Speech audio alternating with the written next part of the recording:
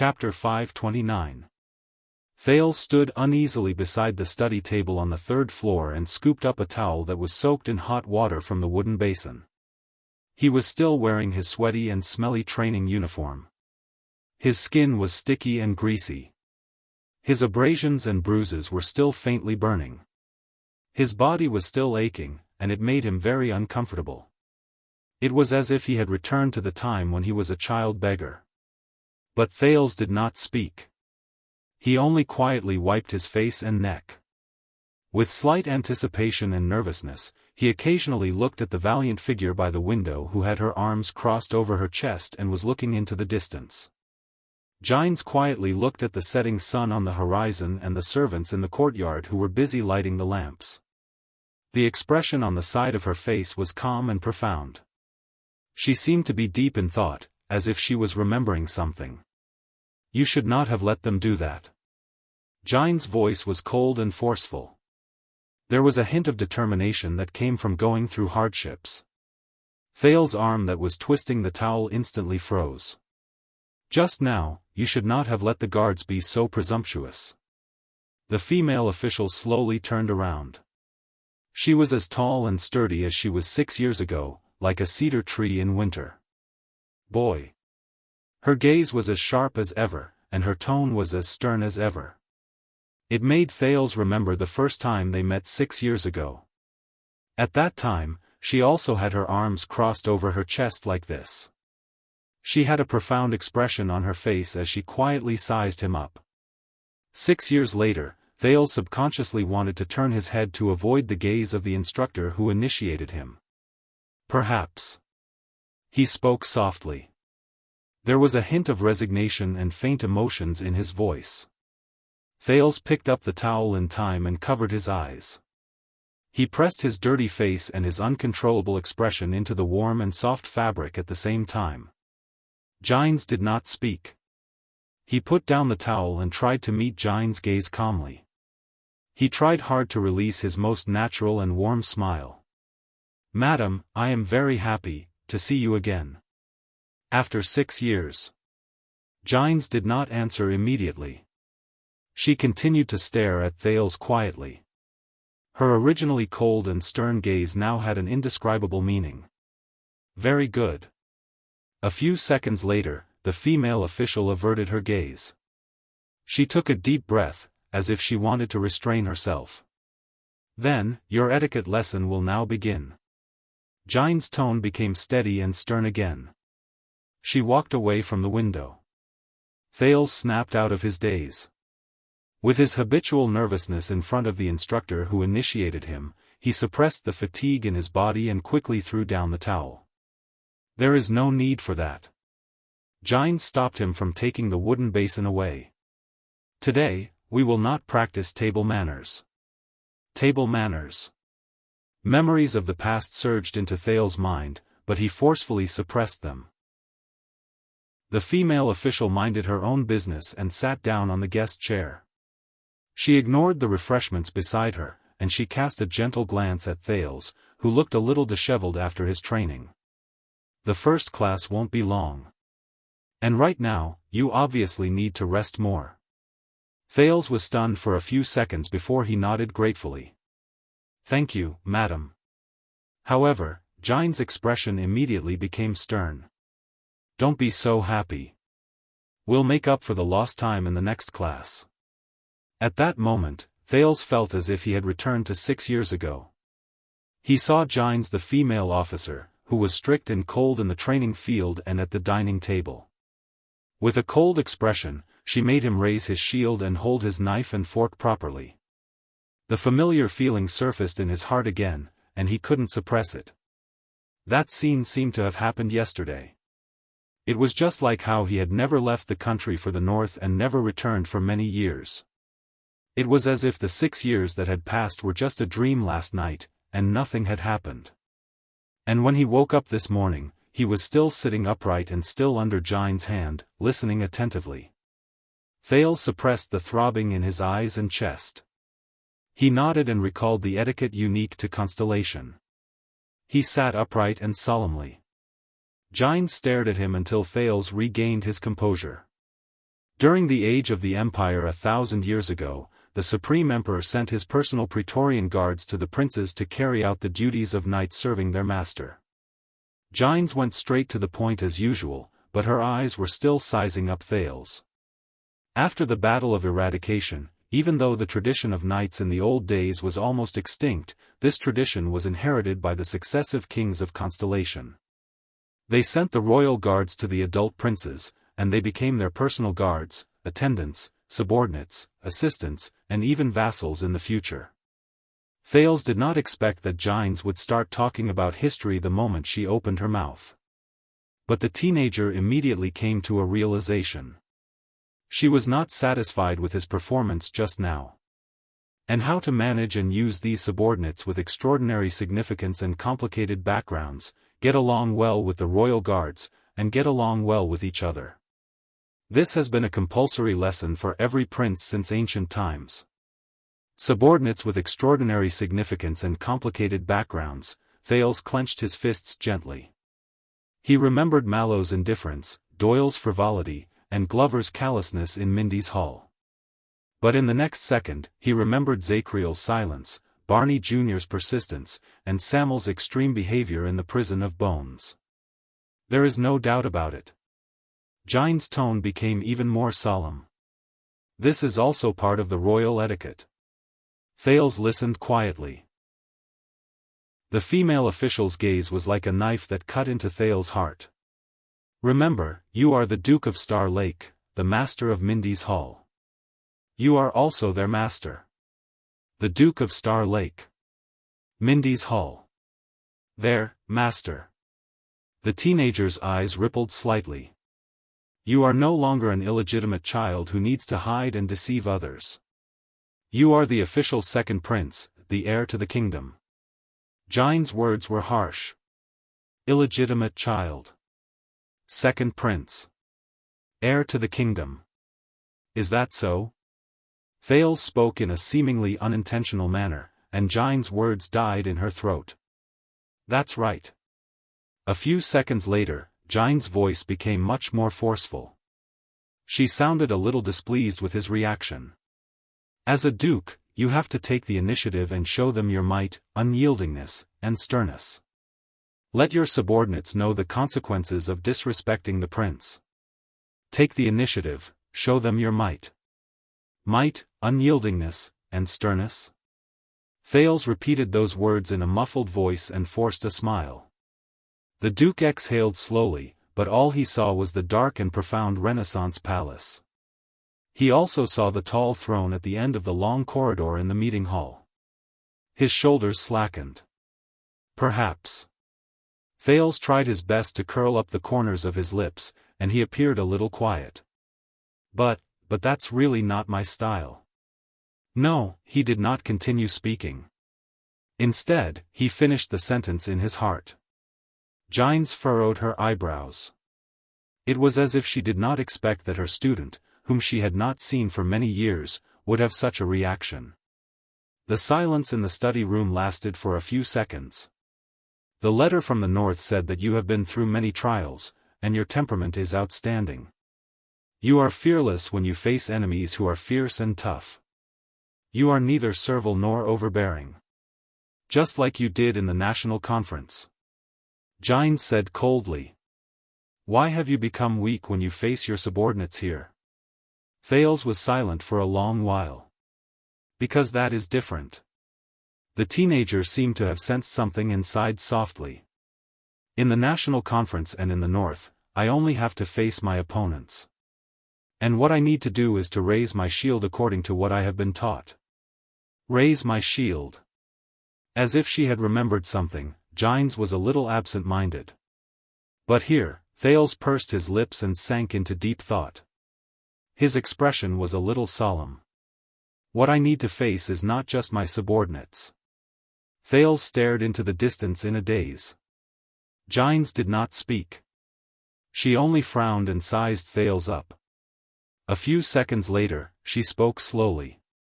Your subordinates, Mallows and the others, but Thales interrupted her. My lady, please. Thales closed his eyes and let out a long sigh. Throughout this journey, Gilbert only said good things, Yodel always remained silent, and the others, Gines was instantly stunned. Thales raised his head and revealed an unnatural smile. But you, my lady, you are the one who taught me sword arts and etiquette. You are also his. Thales did not finish his sentence, but Gines could vaguely sense something. The Duke of Star Lake lowered his head. I thought that you should be more honest than them. Gines repeated in a daze. Honest? Thales nodded and looked at Gines. He doesn't like me. Gines was stunned. Thales stated the truth calmly, as if it was the most ordinary truth. From the first time he saw me, he didn't like me. This is not a secret. The Duke chuckled without any emotion. Even my guards are well aware of this. This is the reason. At that moment, Thales' gaze was calm and unwavering. He met the slightly surprised Gines' gaze. The latter wanted to say something, but in the end, she did not. The study room was silent for a long time.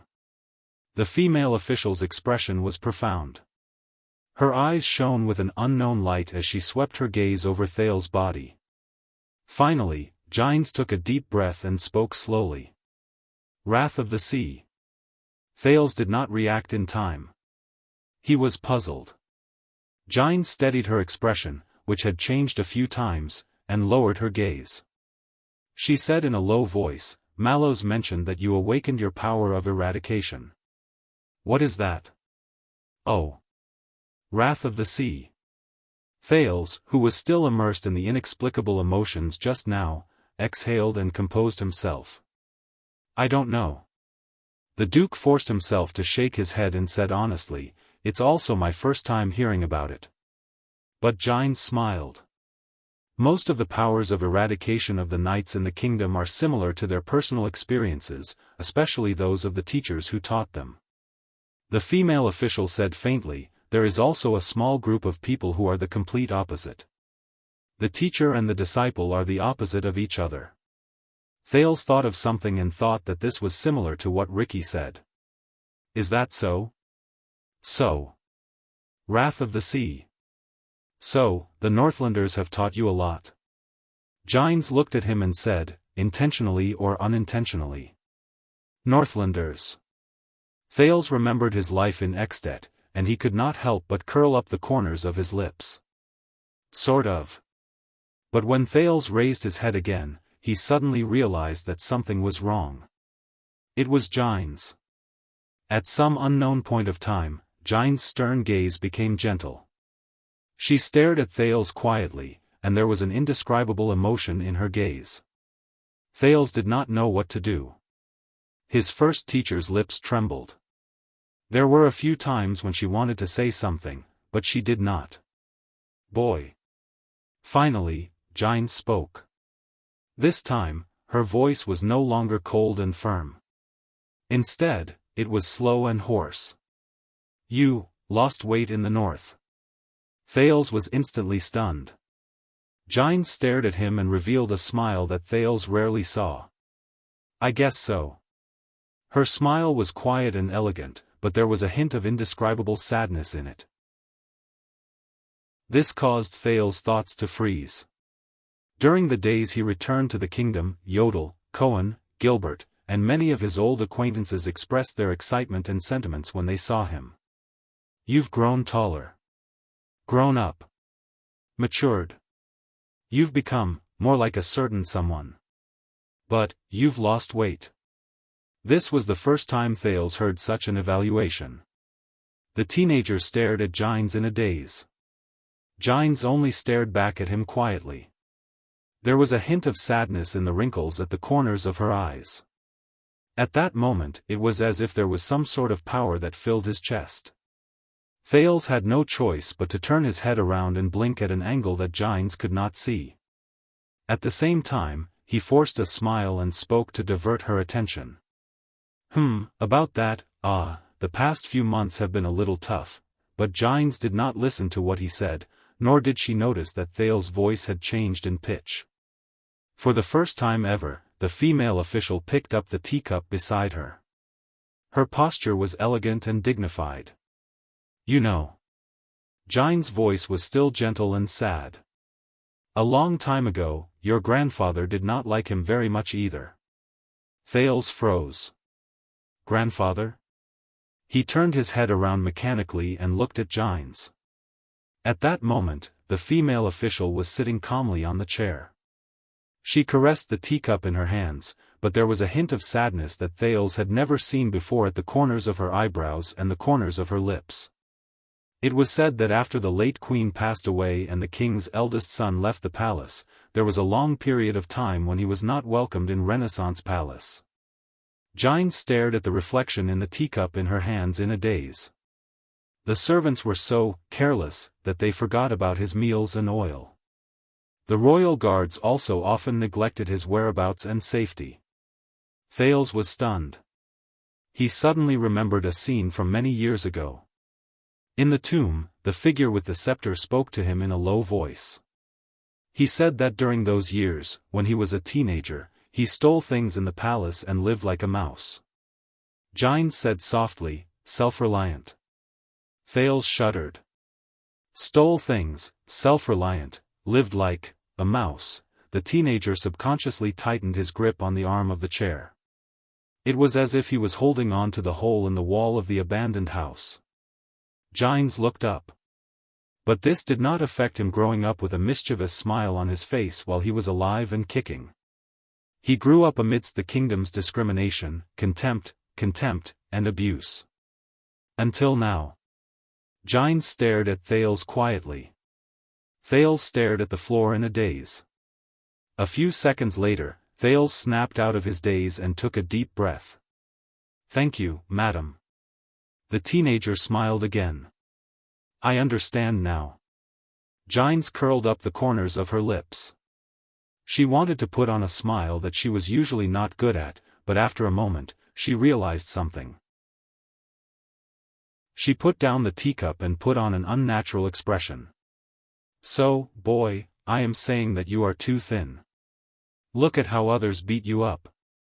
Jiang noticed that her words were trembling a little. She took a few deep breaths and stopped for a moment at an angle that Thales could not see. Remember to eat more.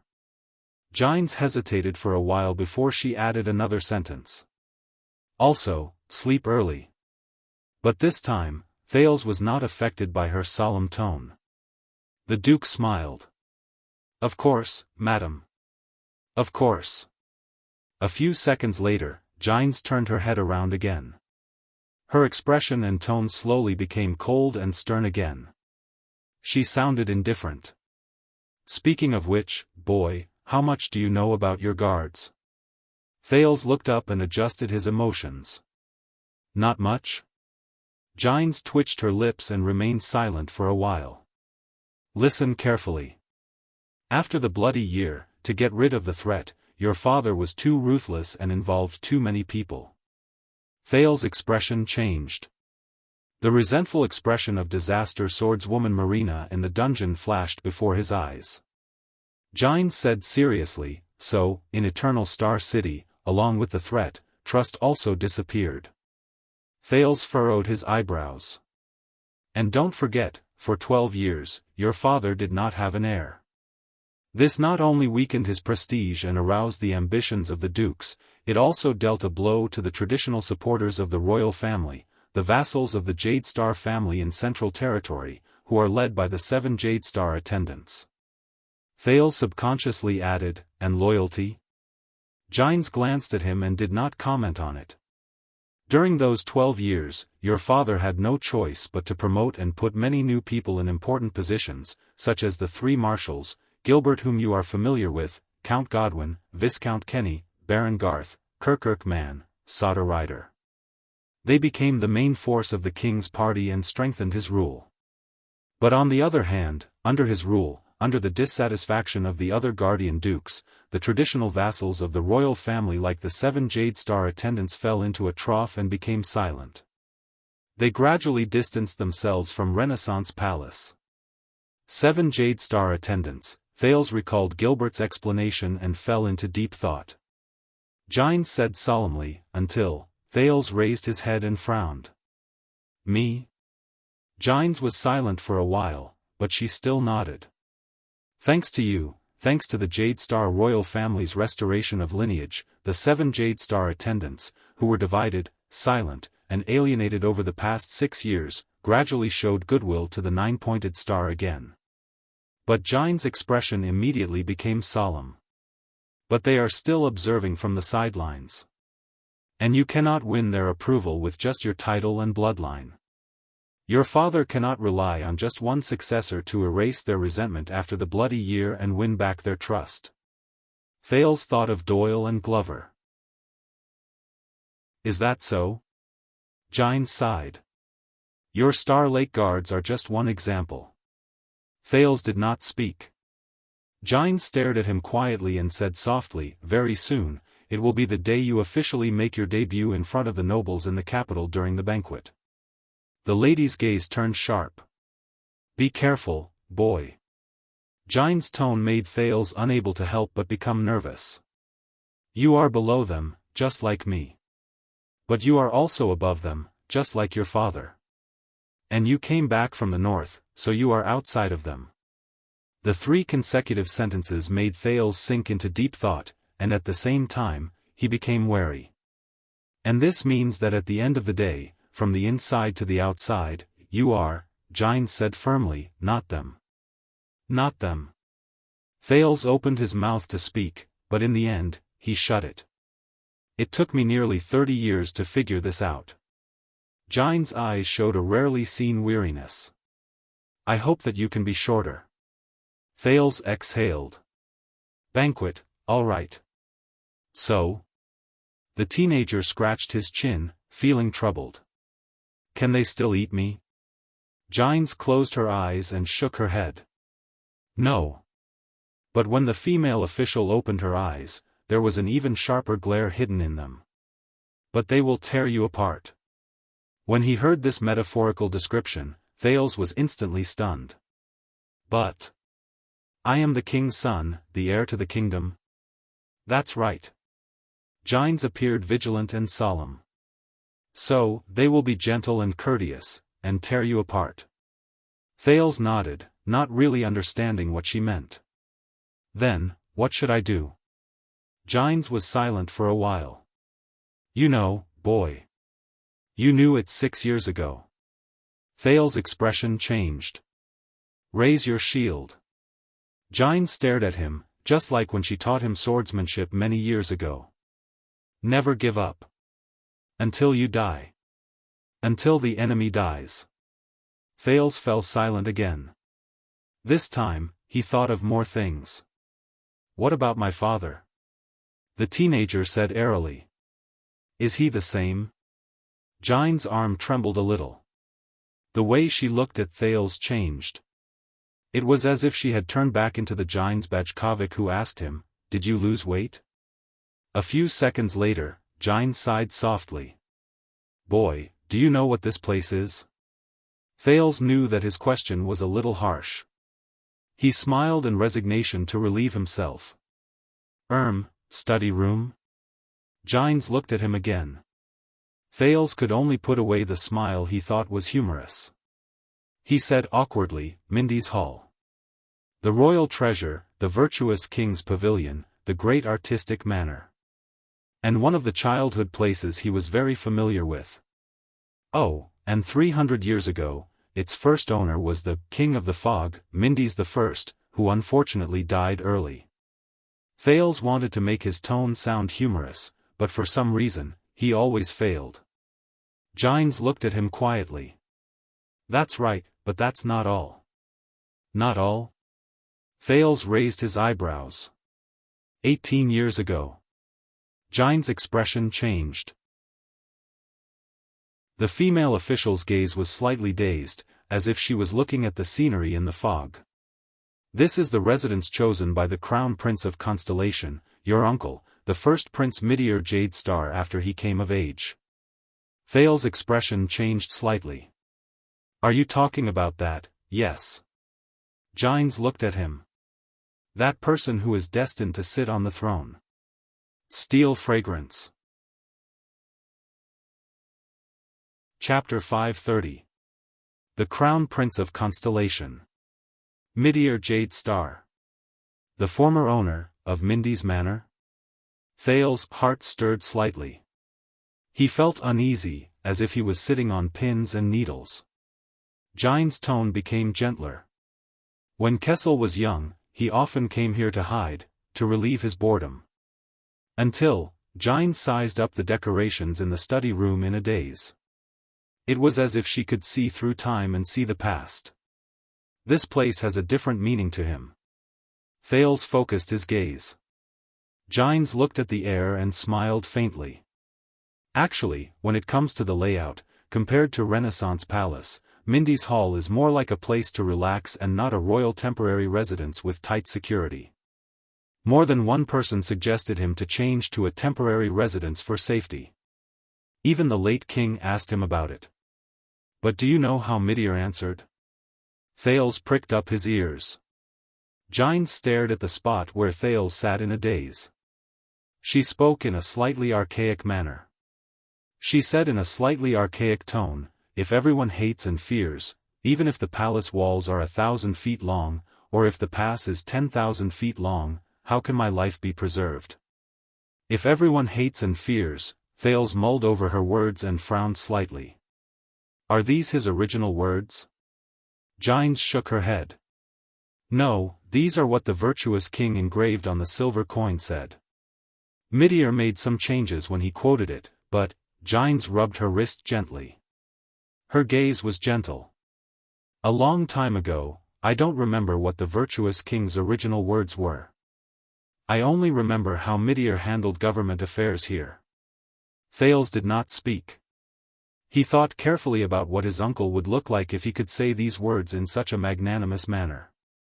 As if she knew what he was thinking, Jines said, yes. She said, when he ran into a difficult problem, he would sit behind your study table and press down on the spot between his eyebrows. His lips would be slightly furrowed, and he would not say a word as he slowly sank into deep thought. Jines stared at the study table absent-mindedly. There was endless nostalgia in her eyes. After a few minutes, the corners of his lips and the spot between his eyebrows would relax at the same time.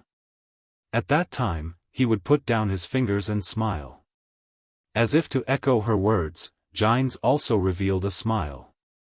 She was beautiful and quiet. Then, the problem would no longer be a problem. Thales felt a little guilty. However, Jines continued speaking. Her tone was ethereal and dreamy, as if she was narrating a fairy tale. He always finds a way out of trouble. Settle the conflict to everyone's satisfaction. Arrange things neatly. For everyone, to dispel disappointment. Jine's voice faded away. Thales remained silent. The two of them sat in silence. One was reminiscing, the other was imagining, leaving the quiet emptiness in the study. After a while, Jines took a deep breath. The expression on her face returned to being helpless and sad.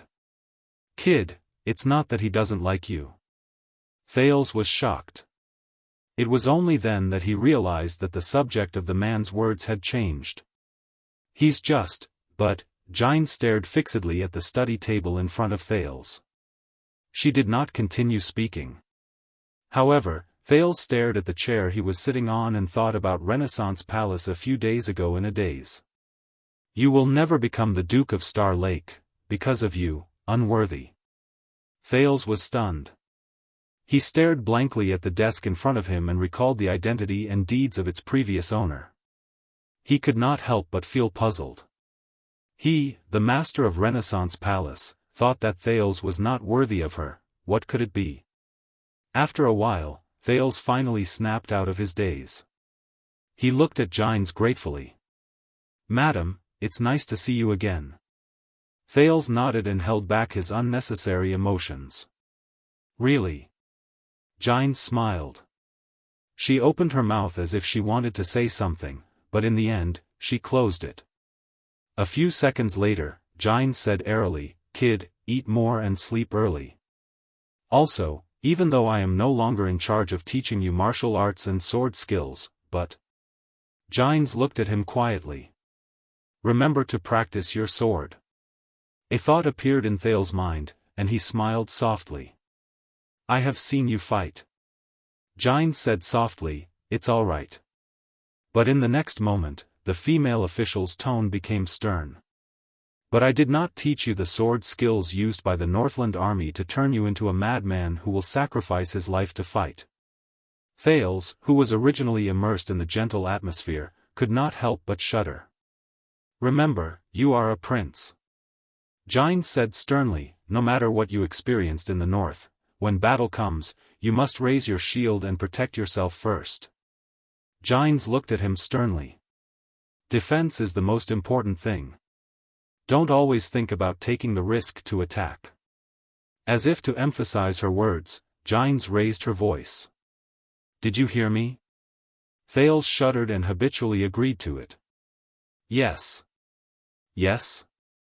Jianghu stood up after she landed on the ground. She straightened her attire and returned to being the fierce and valiant first-class female official. Thales quickly stood up and sent her out of the room. But when they walked up the corridor, Jianghu's footsteps suddenly stopped. The female official turned her head around sharply and looked at the two guards at the porch. You, young the guards, who were in a daze out of boredom, were shocked. They snapped out of their daze. And madam? Thales was also shocked. He quickly caught up with her. Why are you standing here? Jianghu questioned them sternly. Doyle was obviously very nervous when he was questioned. He patted his attire and walked forward cautiously with his colleague. Madam, we have been assigned duties by our superior. We are to serve His Highness tonight, but Jianghu interrupted him. Today, when this boy was being beaten up in the training field, I heard it. Jianghu glared at him, narrowed her eyes, and said, You are also a part-time commentator by the side, right? At that moment, Doyle's body trembled. Thales smiled helplessly. I was just joking. Doyle looked like he was about to cry. However, Jianghu's tone turned cold. So, you admit that as the personal guard of the Duke of Star Lake, you made fun of him in public? When she said this, everyone in the room frowned. Thales was no exception. Doyle was obviously panicking. He quickly denied it. No, of course not. That was because Lord Mallows was testing His Highness. The atmosphere of the conversation became tense. Thales looked at Jianghu in surprise. He felt that this was not good. Jianghu snorted softly. So, you are accusing your superior, Mallows, of ordering you to belittle and make fun of the prince in the crowd? Doyle shuddered again. Madam, at that moment, his colleague, who had been silent, spoke. Doyle. His colleague shouted in a low voice, Go. Shut up. Doyle, who was having a headache, immediately went along with the advice and kept quiet. As expected, Jianghu changed her target. She turned her head elegantly and looked at the person beside Doyle. And who are you? His colleague in the dark raised his head, and his tall figure was revealed in the light. Vanguard Caleb Glover. Madam. Jianghu narrowed her eyes as if she was thinking about something. Oh, Glover. The female official nodded and smiled. I remember a Glover. The most famous one. Glover did not answer, but he stood straighter. When Doyle, who was beside him, sighed in his heart that it was indeed easy to become a government official because of his ancestors, Jianghu suddenly changed the topic.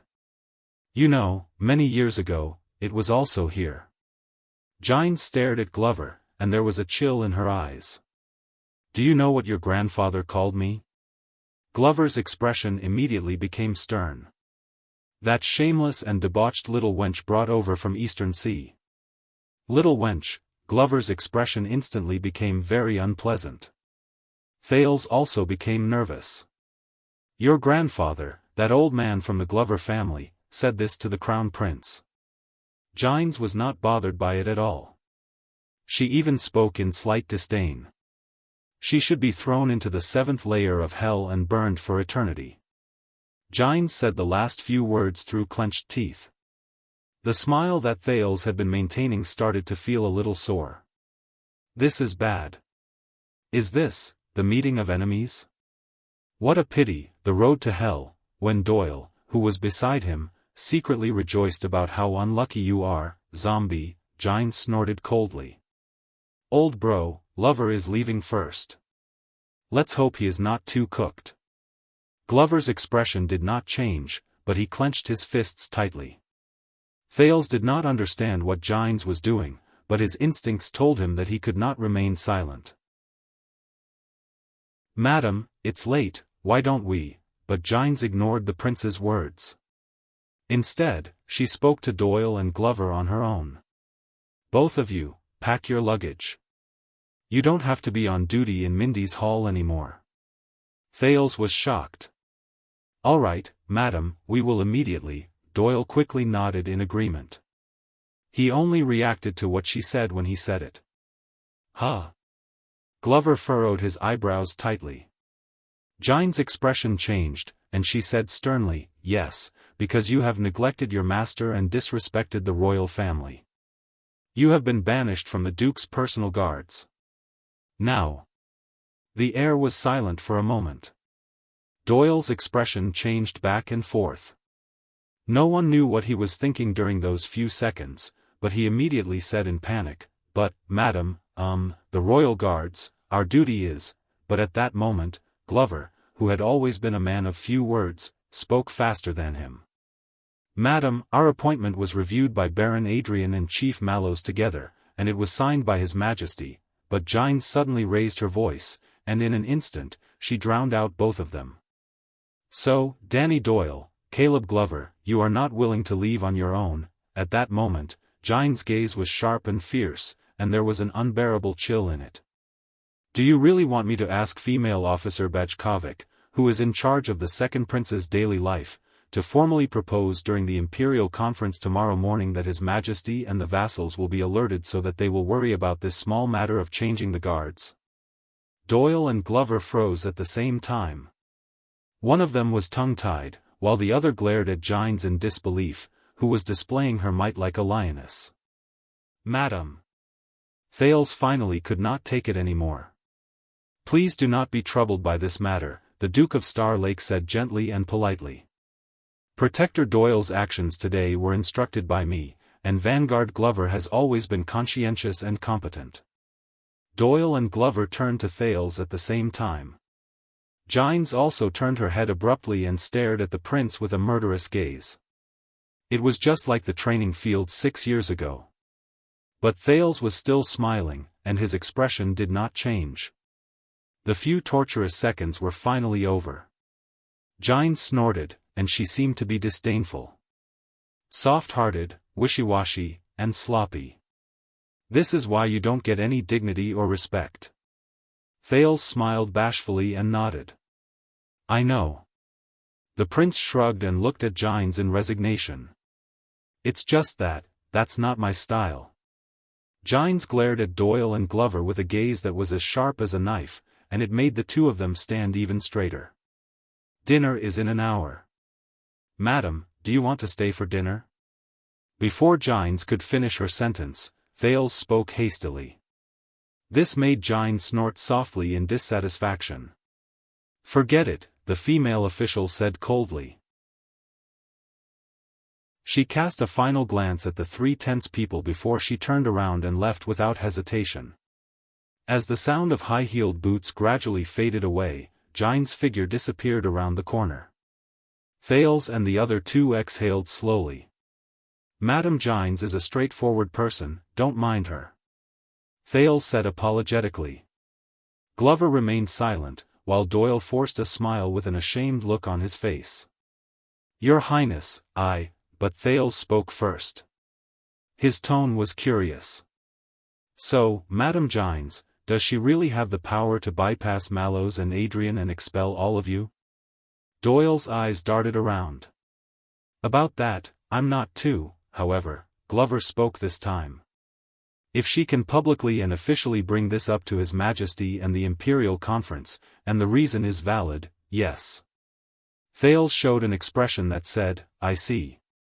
He then sucked in a breath and looked at the two of them with a smile. But first of all of you are my guards, aren't you? Doyle glanced at the corner. The trauma in his heart had not disappeared yet. Yes? Thales flashed a smile. Then she can't. Doyle blinked, while Glover's expression changed. Thank you, Your Highness, Glover said in a low voice. Thales smiled and gave them a thumbs up. Without saying anything, he turned around and went back to his room. About that, Your Highness, Doyle said hastily behind him, and there was some hope in his voice. Is there anything else I can do for you? Thales stopped moving. Oh, it's already so late. The teenager came to a sudden realization. He turned around and smiled at the two of them. It's an old habit. I want to go back to the study to read. But if there are some refreshments to accompany me, that would be even better. Doyle sucked in a sharp breath. Do it immediately, Your Highness. For the first time, Doyle nodded sincerely. Immediately. Thales nodded encouragingly and walked into the study. At the corner of the corridor, Gines continued to move forward with steady steps without stopping. But at that moment, the female official had a hint of a smile at the corner of her lips. This brat. What a waste. The refreshments in the study have not been finished yet, have they? And so, Thales' first etiquette lesson passed just like that. But from then on, Doyle and Glover were obviously much more respectful towards him. Until one day in the next week, Doyle cautiously came to the study to report to Thales. The two priestesses carefully selected by Sunset Temple had arrived at Mindy's Hall. They were waiting to be taught by the Duke. As the ruling tradition of the Empire and Constellation, every king of Constellation must be familiar with. Theology class. Chapter 531. Mindy's Hall, afternoon, in the Duke's study. You do not know why you are here, do you? When he heard the question, Thales raised his head in the study and looked at the person in front of him with faint puzzlement. It was an old woman. She sat in an amiable manner across him. She had a weathered face, but she gave off an elegant air. The nun who served behind her was no more than 16 or 17 years old. She wore a veil and stood with a strict posture. The sunset emblem on their robes reflected a dark golden light. It actually fit the classical and trendy interior of Mindy's Hall very well. The only thing that was not right was that Gilbert was sitting on the other side of the room. He was staring at Thales' guest with a hostile expression. Just now, when Mallows led the teacher sent by Sunset Temple into the study with an expressionless face, Gilbert rushed over. His eyes were filled with surprise and wariness as he stared at the old woman. I know, this is a theology lesson. Thales gave Gilbert a questioning look and tried to call the woman before him by her title. Priestess. Meljen? The old woman, Meljen, shook her head. She still had a smile on her face. No, you do not know. Meljen smiled and pointed at the top of her head. Her smile was amiable, but her gaze was respectful. You think that you are here because of the arrangement of lessons and the need of tradition, but in truth, regardless of whether you are sitting here or I am here, it is God's will. The priestess' voice had a unique sense of mystery. God's will? Thales forced a smile out of politeness. All right. Over the past few days, the teenager had been curious about what his theology teacher was like. After all, the number of clergymen he came into direct contact with since he was young were few and far between.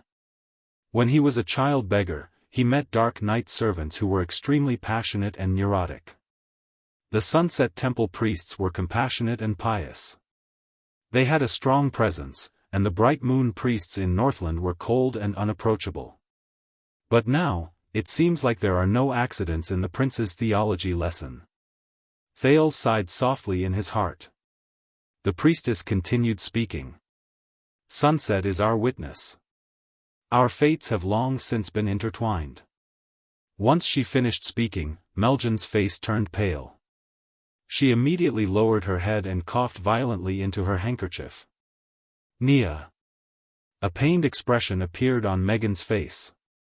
Thales was slightly shocked, but the young nun who stood behind the priestess seemed to have been prepared for this. With a calm expression, she immediately took out a box with practiced movements. She took out a few pills and helped the elderly Meljan drink them with water to soothe her cough. Thales and Gilbert looked at each other. Around 10 seconds later, Meljan's coughing gradually subsided. I'm sorry, Sunset wants me to go through the test of pain in order to cleanse myself of a better self. She put away her handkerchief and said to Thales apologetically, this was originally a benevolent gift from the goddess. There's nothing wrong with it, but you've been dragged into it. The mercy of the goddess? Thales could only smile politely and shake his head to show that it was fine.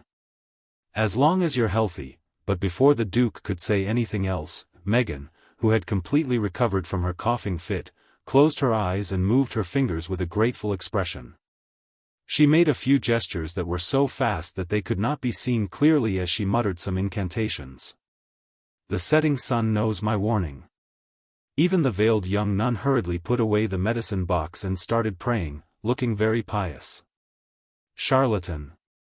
Thales felt a little embarrassed when he was the one who started the conversation, and he quietly gave this comment. Thales looked at Gilbert in the distance with a distressed expression, hoping to gain some sense of acknowledgement from him. But Gilbert only stared at the old priestess who came to teach with a solemn expression. This was rare. Once she finished praying, Meljan noticed Thales' gaze, and she turned around to look at Gilbert. Are you not going to leave, Count Casso?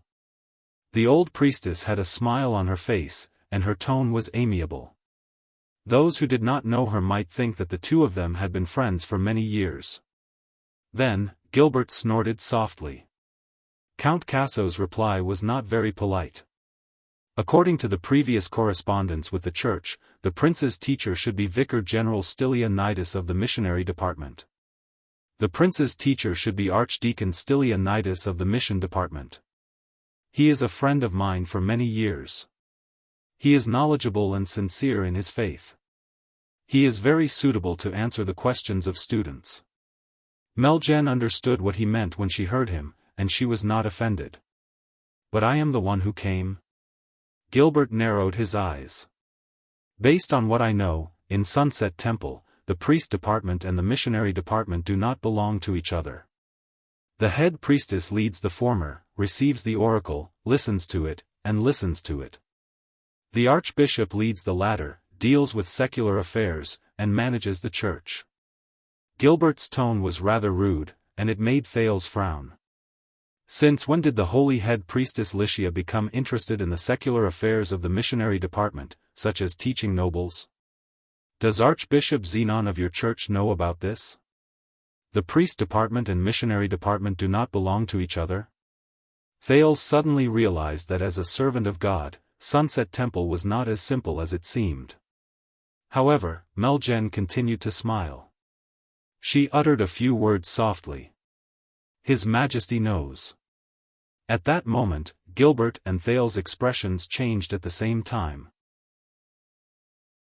Priestess Meljan maintained a smile that no one knew was polite or sincere. She moved her fingers and made a praying gesture again.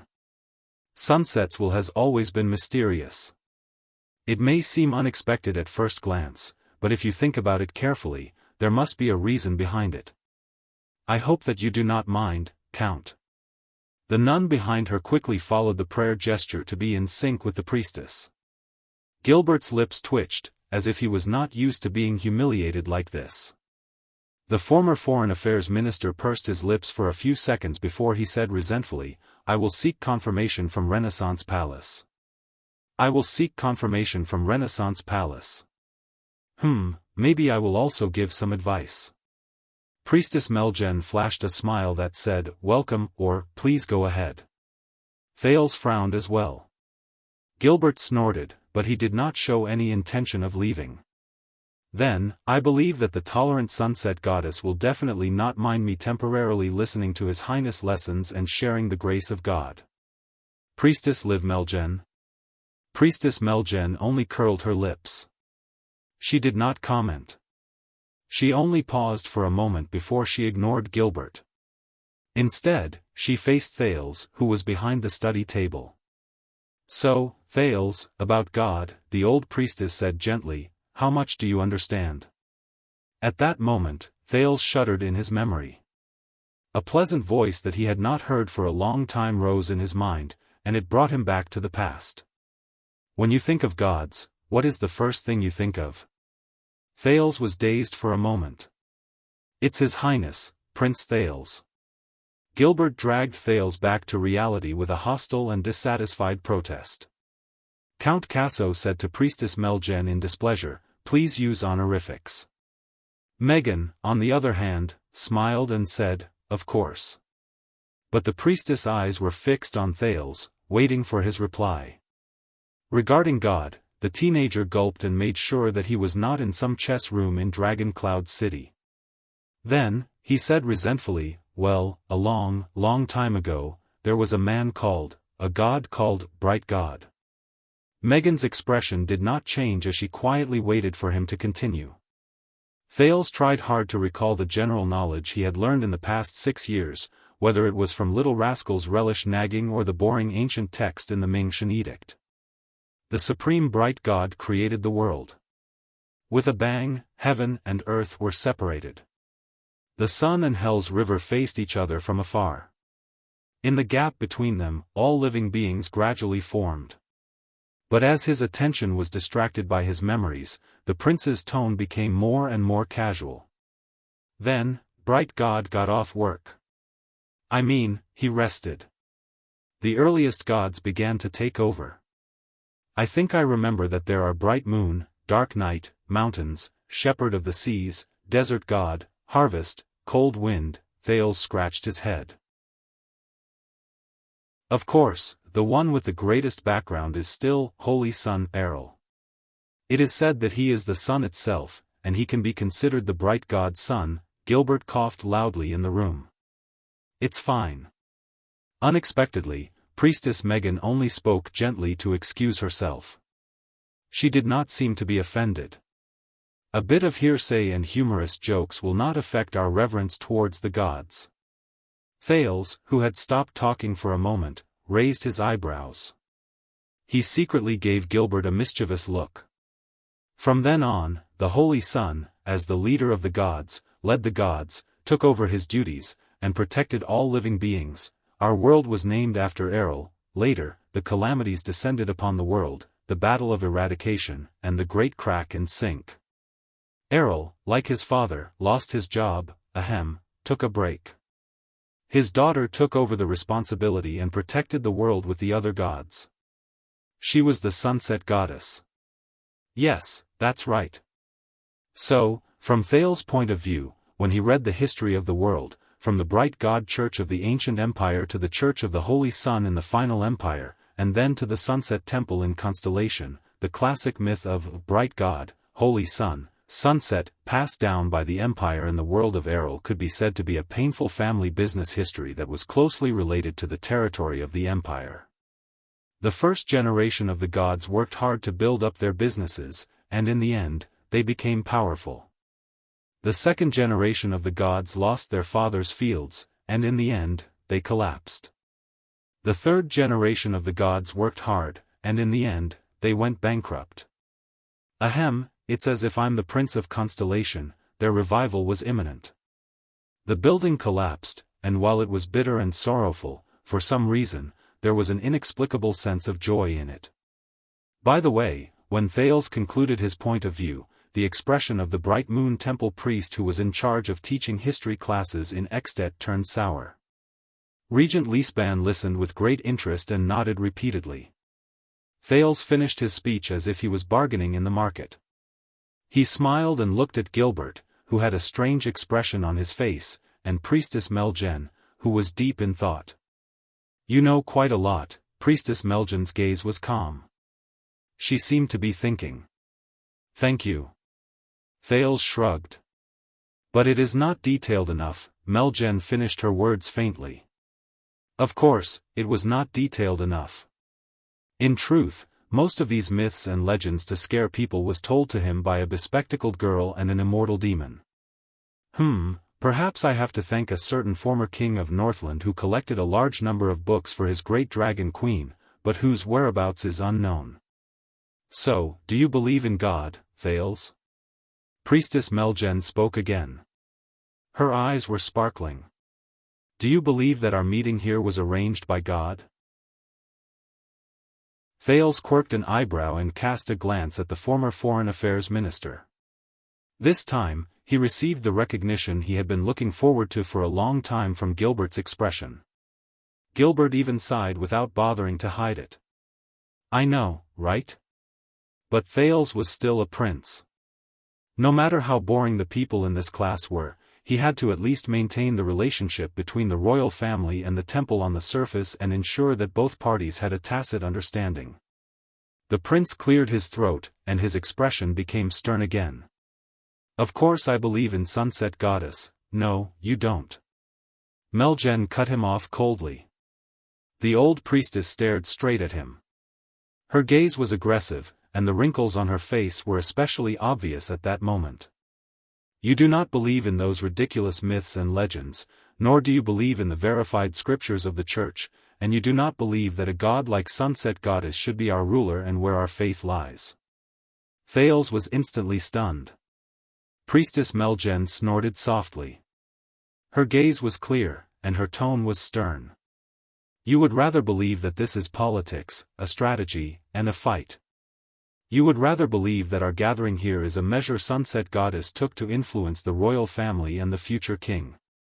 You are just like Count Casso, who has a scornful expression on his face but insists on pretending to be serious. In the distance, Gilbert, who had been drinking his tea with the corners of his mouth curled up, choked. Huh. All of you are the same as most of the high-ranking people in this world who believe that they are infallible just because they have a little power in their hands, have slightly higher statuses, have some knowledge, and have some achievements in their studies. You do not believe in God. You look down on God. Her words were too straightforward and ruthless. She left no room for negotiation. Thales had no choice but to put away his smile. Gilbert also put down his teacup. Meljen's tone was incredibly cold. Even the nun behind her could sense her aura. She glanced at the prince and the count in unease. So, you will not understand what it feels like to live in a world with gods. You will not understand what gods and beliefs bring to the world, and you will not understand how true believers live. The expressionless Meljen looked at Thales again and met his gaze. You will also not understand what you will discover if you sincerely try to understand the world of gods and beliefs. At that moment, Thales felt a little suffocated. It was as if she was the master of the study room at that moment. He sucked in a deep breath. Then, a part of your world will forever be missing. Meljen did not seem to care about his authority. She did not even give the Duke a chance to speak. This is bad. She leaned forward and stared straight into Thales' eyes. Very bad. It was as if she wanted to pierce through his pupils, pierce into his heart, and interrogate his soul. Very, very, very bad. Her voice was low, and her gaze was cold. Thales' expression darkened as well. He sat behind the study table and remained silent for a few seconds. Then, he slowly pushed aside the Sunset Goddess Apostle's axe, which he had specially found for this lesson.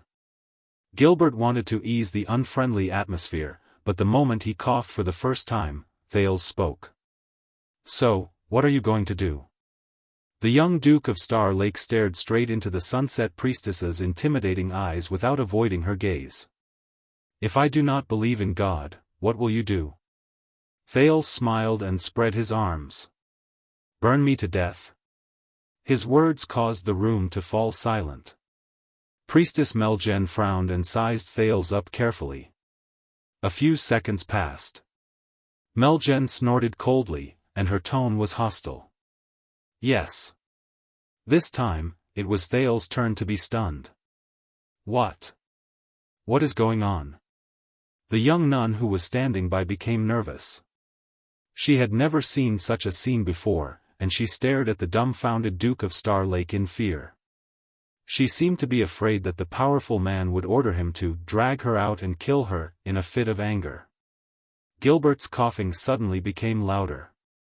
Ahem, Your Highness, about today, but this time, Count Casso's untimely but forced interruption did not work. Priestess Meljen smiled mysteriously. She ignored Gilbert for the third time and added what she did not finish her sentence. A long time ago, yes. When she said this, Thale's furrowed eyebrows relaxed. Please, don't take a deep breath when you speak. The priestess slowly leaned against her chair, and her tone became gentle again. So, Thales, will burning you change your faith? Will it make you believe in the existence of God, the glory of God, and the greatness of God? In the distance, Gilbert sighed in relief. It was clear that he had given up on correcting the way she addressed Thales. Thales blinked and forced himself to lift the corners of his lips. Priestess Meljen smiled and picked up the teacup beside her. Then, why should we burn you to death? Meljen took a sip of her tea. You must understand that belief is not created through burning, much less slaughtering. The priestess spoke very slowly, but she was no longer as aggressive as before. If I burn you to death just because you do not believe in God, it will only increase your disgust and rebelliousness. It will also strengthen your stance and will. It will not help the spread of belief, and it will also go against the God's original intentions. Meljen put down the teacup and stared at him. What is formed from fear will not be a firm belief. It will only be a gradual accumulation of endless hatred that will eventually be vented. Believe me, history has long since proven this. Meljen cast a glance at Gilbert, who was frowning as well. She spoke faintly. On the contrary, the trials and tribulations of reality will usually lead to the sublimation of one's spirit. Over the past thousands of years, many great prophets and messengers came to their senses during persecution and suffering, allowing the true meaning of their beliefs to take root in the people and spread even further. Thales stared at the sunset priestess in front of him with surprise. This attitude, she doesn't seem like a member of the church in my impression. Meljen turned her head around and smiled faintly. So, Your Highness. This was the first time she used a respectful title. Coupled with her softer words and friendlier tone, Thales noticed that no matter what, the stereotype he had towards the priestess was gradually disappearing. Meljen said solemnly, only evil gods, demons, and arrogant mortals are passionate about promoting bloodshed and violence. They enjoy slaughter and destruction. They rely on oppression and power to fight for power, eliminate those who oppose them, rely on it to win, and take pride in it. Thales sat up straight without realizing it. However, true gods, just like our sunset goddess, are tolerant and forgiving. They will show mercy, forgive, help, and guide the lost sheep, and even those who believe in heresy. This is the true meaning of the existence of belief, salvation. Once Priestess Meljen finished speaking, she smiled faintly. So, please let go of your hostility, Thales. Open your heart, and turn from a skeptic to a tolerant person. Because the gods also treat you like this. Thales frowned and looked at her. In the distance, Gilbert sighed and mumbled softly, as expected, I still miss that old man, Stylianides. A few seconds later, Thales exhaled. He had to adjust his attitude. All right then. It was strange. The way they spoke was clearly very different, but for some reason, Thales remembered the scene when he faced the old crow. So, are you going to teach me how to believe in the goddess, Priestess Liv Meljen? The Duke asked with a stern expression. Meljen smiled and took another sip from her teacup. When she put down the teacup, her tone became profound and mysterious again. Hundreds of years ago, there was a young man who met with misfortune. His family business declined, and his future was cut off. Thales was stunned. He was astonished by the fact that she had started telling him a story. When he was at the end of his rope, he received a revelation from God. Meljan's expression was blank, as if she was in the story at that moment. So, the young man followed God's will, faced the setting sun, and headed west.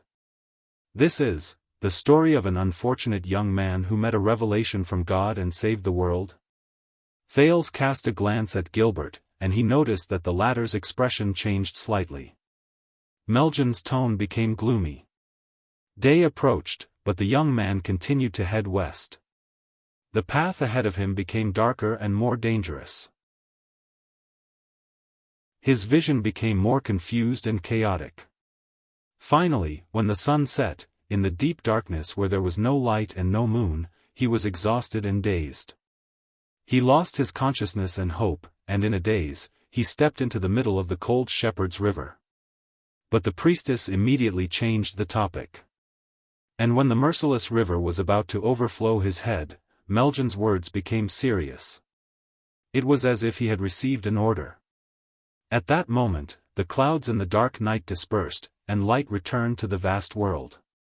The turn of events that was like a traditional drama attracted Thales' attention. He listened to the story with great interest. At that moment, the stars in the sky lit up for him, and the endless stars shone once more. Priestess Meljan's expression became dignified and solemn, as if God was right in front of her. Just like when God Ming created the world. Just like when the holy sun split the sky. Just like when all things were reborn after the end. Meljan's eyes seemed to shine brilliantly. She woke up the unfortunate but fortunate young man from despair and sorrow. Thales coughed softly. Creating the world, splitting the sky, and all that, when the sun set, the sky turned dark, and the stars came out, Thales mumbled softly. I thought that this was just common sense and not a miracle. Meljan paused for a moment and looked at the Duke, who could not help but interrupt the story. But the priestess only twitched the corners of her lips before she continued the story. Hence, on that miraculous day, the young man stood under the stars in the sky, and he sensed God's will. He understood his mission, and he swore a solemn oath. In the face of all sorts of hardships, he had to pull himself together and move forward. And what he wanted to revive was not just the family business that had fallen into disrepair and had fallen into disrepair for a long time. Meljan stared straight into Thales' eyes. What the young man wanted to revive was the glory of the Holy Sun, which was the glory of the Holy Sun, to save lives and beliefs during the apocalypse that was filled with calamities. To chase away coldness and despair, he wanted to use the brightest light and the most scorching heat to turn into thousands of stars and scatter them in the night sky to illuminate the world forever. The gods fell, and the calamities filled the world. Thales looked up when he felt that something was off. So, you are telling me that before that, there were no stars in the world, and it was dark at night? But Meljan ignored him. From then on, the young man believed in sunset and made it the national religion.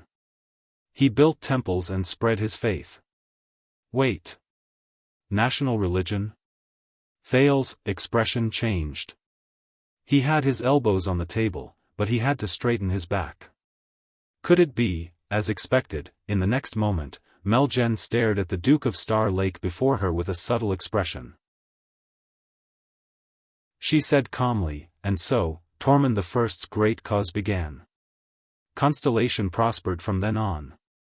Meljan's voice faded away. The study room was quiet for a few seconds. Then, Thales chuckled awkwardly. This is a classic passage in sunset scripture. It was personally recorded by the goddess prophet and messenger, Mohaza, a priest from 700 years ago. Meljan smiled faintly. She spoke in a teasing and reminding manner. You should know more about the story of your ancestors. Thales. Thales lowered his head and cleared his throat, pretending that he did not hear her. Divine revelation, reincarnation, splitting open the sky, making an oath. This is actually the story of Tormund I encountering a miracle and making an oath to establish a kingdom? Isn't this too ridiculous? Regarding this story, even the internal members of Sunset Church have their own debates. Gilbert stared at the guest with a warning gaze. Especially the main point of the oath. Priestess Meljen. Meljen returned Gilbert's gaze. She seemed to be displeased, but she also seemed to be teasing him. Our count was not satisfied with the story in Sunset Scripture to enlighten the believers. Meljen looked at Thales with a gentle gaze. But it is fine. In the next second, Meljen's expression became serious again. Because no matter how ridiculous it is and how it cannot withstand a thorough investigation, it is fine. 700 years ago, this story spread, and it took root in the hearts of the people. Meljen spoke faintly, and her words made Thales frown. Tormund was no longer the remaining prince of the evil empire. He was no longer a foreign warrior who invaded his homeland to eat, drink, and use. He was no longer an illegitimate bastard with a lowly status and questionable bloodline. He was also no longer an ambitious and brutal warlord who had his own army. When he heard these adjectives, Thales was shocked. This time, Gilbert did not hold back. He shouted sternly to stop her. Priestess Meljen. But Meljen did not care. Her gaze was dark. Instead, it's a person who is recognized by the unreachable gods in the eyes of the believers, who is praised by zealous cultivators, who is inspired by the setting sun, who is grateful for the afterglow of the holy sun, and who swears to work hard to create a paradise in the world, the king of Renaissance. Thales' expression froze. Gilbert still pursed his lips. By the looks of it, he was quite angry. From then on, Tormund no longer needed to cruelly execute every local who refused to submit to his rule as an example to others. He no longer needed to be wary of whether the water from the well he fetched from the village was poisoned to ensure his safety. He no longer needed to worry about finding a reliable place to stay or a source of soldiers so that he could fight again. Thales' expression became more and more serious. He understood the meaning behind her words. Until the day he succeeded in his hegemony, and the kingdom was established, Sunset Goddess became the guardian goddess of the Jade Star royal family. She witnessed the coronation and death of every king. Priestess Meljen spoke with a serious expression. From then on, Sunset Temple and the Jade Star royal family's fate were intertwined, and it was difficult to separate them. Intertwined with the Jade Star royal family's fate, Thales quietly repeated these words. Suddenly, he felt a strange sense of familiarity. Meljen paused for a moment before she spoke faster. From the 1st century of the calendar of eradication, King of Peace, Kessel I renovated the temple. He took in a large number of believers and was praised by all. Blade Tormund II appointed Bishop Longdong as the prime minister. He obeyed the will of the heavens, spread his faith, and enjoyed the credit of expanding his territory. Benevolent King Sumer I was a devout believer. He practiced what he preached, and in the end, he moved the goddess. He received the miracle of rain, and he resolved the drought that lasted for years. Six-fingered Horus I swore an oath under the Sunset Temple statue. He received God's protection, and the people were united to fight against the heretics who came from the other side of the ocean. Jackal Sumer III made a declaration. He proclaimed the national religion, and he established his faith. Virtuous King Mindes III promoted theology. He sealed the scriptures and taught it to the cultivators. Every time Meljen spoke of an example, Thales' thoughts would jump, and he was forced to search for the knowledge that matched what she said in his history lessons. But at the same time, he could not help but notice that as the priestess spoke, Gilbert's eyebrows gradually furrowed, and his coughing became more intense. For the sake of the kingdom, Thales, if our hearts are not united, it will be even more difficult for our strength to be united. Let me ask you, if your people's beliefs, what they respect, and what they care about are not the same, you will not fit in with their world. Then, how will you rule the kingdom when you sit on the throne in the future? Her words caused Thales' expression to gradually turn solemn. He suddenly realized that the theology that the other party was talking about and the theology that he understood were far from the same kind of thing. And the truth behind these stories is that we have always lived in a world with gods, regardless of whether you acknowledge their miracles and understand their might. They might seem to be so high that we cannot reach them, but they have never left our world, and they have deeply affected our lives. Meljan's expression darkened. They are sometimes mysterious, but sometimes obvious. They seem to have traces of them, but we cannot figure them out. Priestess Meljan straightened her priest robe and said softly, "Their words are as powerful as 1,000,000 soldiers. This is the power of faith." Thales was silent. He did not speak for a long time. But a few seconds later, Meljan's tone became lively again. Priestess Meljan ignored Gilbert's frowning expression and said with a smile, "Hence, my duty in this class, Thales." Meljan stared at him straight in the eyes. "Thales, my duty in this class is not to encourage you to believe in something, not to point out where the true God is, and not to teach you how to memorize the rules of the scriptures. Instead, during the process of discussing this question with you, I am to help you discover the relationship between yourself and God, and to help you understand the distance between yourself and God." Meljan stared at him. "To help you better understand yourself.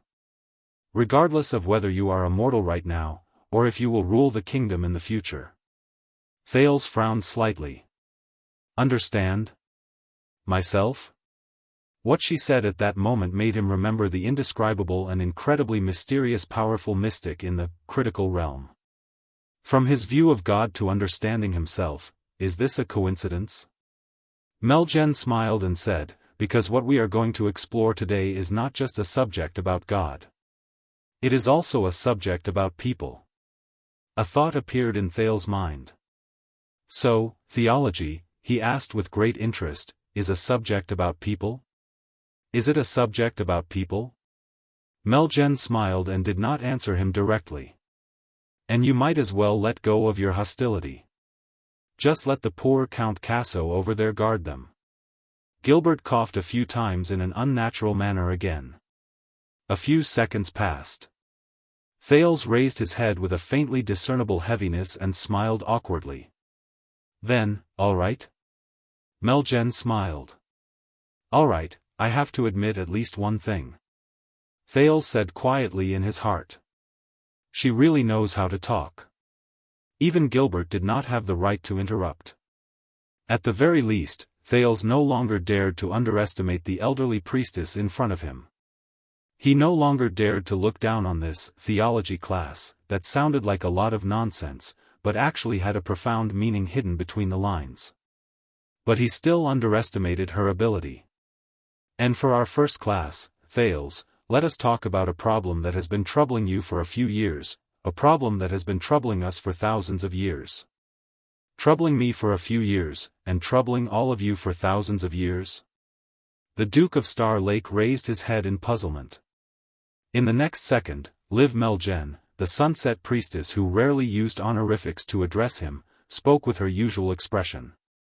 She casually uttered a word, "I'm sorry." "Magic." The prince's expression suddenly changed. Chapter 532. "I don't." Thales had to use the overturned teacup to hide his surprise. Then, the young veiled nun beside Meljan came forward enthusiastically and skillfully to help him clean up the mess on the table in a very inconsiderate manner. "I don't understand." But this time, Meljan did not say a word. She quietly observed the prince behind the study table. "This is that boy. The boy who is related to the kingdom's future."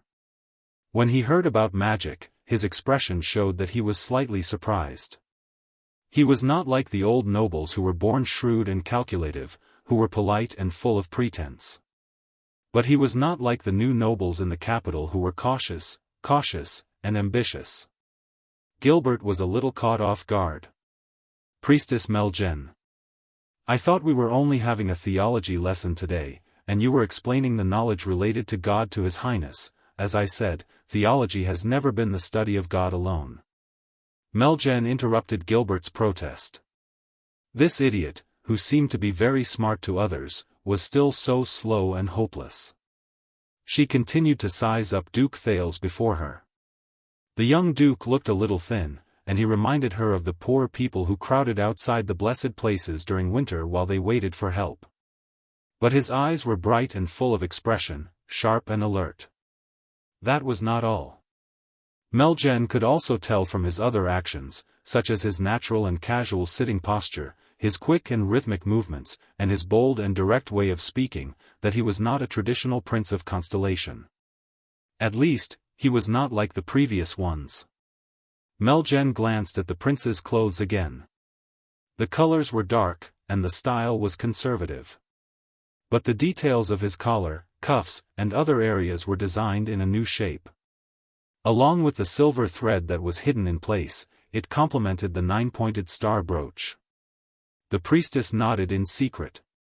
It seems like the royal tailors have also been enlightened. They know how to remodel styles and innovate fashions.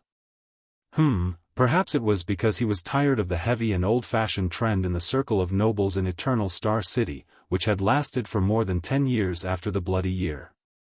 Because the master of Renaissance Palace had a preference for classic and cool colors, the normal tailors in the capital city, who used trendy designs and bold colors as their selling points, were almost forced into a corner. However, Meljen paused for a moment before she understood. No, although the royal tailors of the palace often let themselves go and practice their skills in the clothing design of the various noble families, most of the customers who knew nothing about aesthetics would only show their amazement and appreciation for the realistic acting on their faces to match their sky-high hiring fees. They did not have the reason nor the courage to experiment on the second prince who had just returned and attracted the attention of the entire kingdom. This was not a new design. Megan's heart thumped. The prince was wearing the favorite style of the previous owner of this hall more than 10 years ago. She looked at the count who was still chattering away and continued to ignore the warning look in his eyes. By the looks of it, he had been working hard for many years, and he had almost turned Renaissance Palace into his second home. However, would it really work? Megan smiled faintly. You know what I'm saying, Thales. She called out the prince's name without a care in the world, ignoring his status. Beneath the gods, souls were of equal value. Titles were useless, but piety was supreme. Wasn't that so? In this world, not every child is fortunate enough to experience the confrontation between calamities and dragons. Meljen was satisfied when she saw the prince's expression turn solemn. Over the past few years, have you not been troubled, curious, or seeking an explanation for the disaster that happened in Dragon Cloud City? Thales' gaze froze. Dragon Cloud City. When you heard the rumors of the calamities destroying the world, watched the drama of the Battle of Eradication, read the descriptions of their different appearances, and listened to the vague explanations given by the noble teachers, did you really accept everything? Magic. Thales leaned against the back of his chair and frowned. So, this is the problem that has troubled you for years. Because of my experience in Dragon Cloud City. Not because. Under the table, Thales pinched his left palm and felt the scars left behind by the countless slashes from the dagger. He let go of his nervousness and all the possibilities he had thought about just now. Did the Secret Intelligence Department find some suspicious clues while they were monitoring me? Did the half-baked doctor, Ramon, get exposed?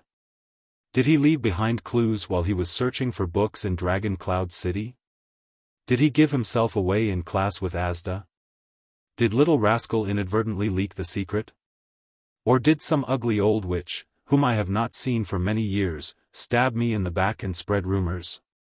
Priestess Meljen, you should have discussed this with me beforehand. Gilbert's coughing suddenly stopped, and it was replaced by a sigh. Meljen turned her head around gracefully. There is no need to hide it, and there is no need to cover it up. Sunset knew how much effort it took for her to stop herself from instinctively calling her an idiot. She maintained her smile and said, Count Casso. Talking about wizards will not bring about calamities, and reflecting on magic will not lead to the end. Her blunt choice of words caused Gilbert's expression to change drastically. Only those who refuse to come to their senses and blindly believe in superstition will walk down the wrong path. Meljen turned her head around and looked straight at Thales, who had a complicated expression on his face. It is precisely because of ignorance and arrogance. Thales was silent for a long while. Gilbert's sigh became deeper. A long time ago, I have already explained the evilness of the calamities to your highness. Meljen's tone was gentle. She retorted without showing any signs of weakness. Count Casso, do you really think that he is an idiot who will run off to eat, drink, and be merry after class and no longer care about the content of his studies? Do you really think that he will be free of worries, be willing to be ignorant, and no longer care about the things that once threatened his life for the rest of his life? Gilbert was slightly speechless. Both he and the priestess looked at the prince behind the desk at the same time. But Thales only remained silent. He was thinking about the unknown. Gilbert's tone became slightly weaker. He is still young, but Meljen's retort became even more forceful. He is already old enough. The old priestess said coldly, if magic has truly stimulated the teenager's uncontrollable curiosity, then there is no need for him to wait until now. During the 6 years when he was away from your sight, he had already indulged himself and was addicted to it. He ignored all taboos and did not know where he should go. Gilbert looked at the prince and frowned slightly.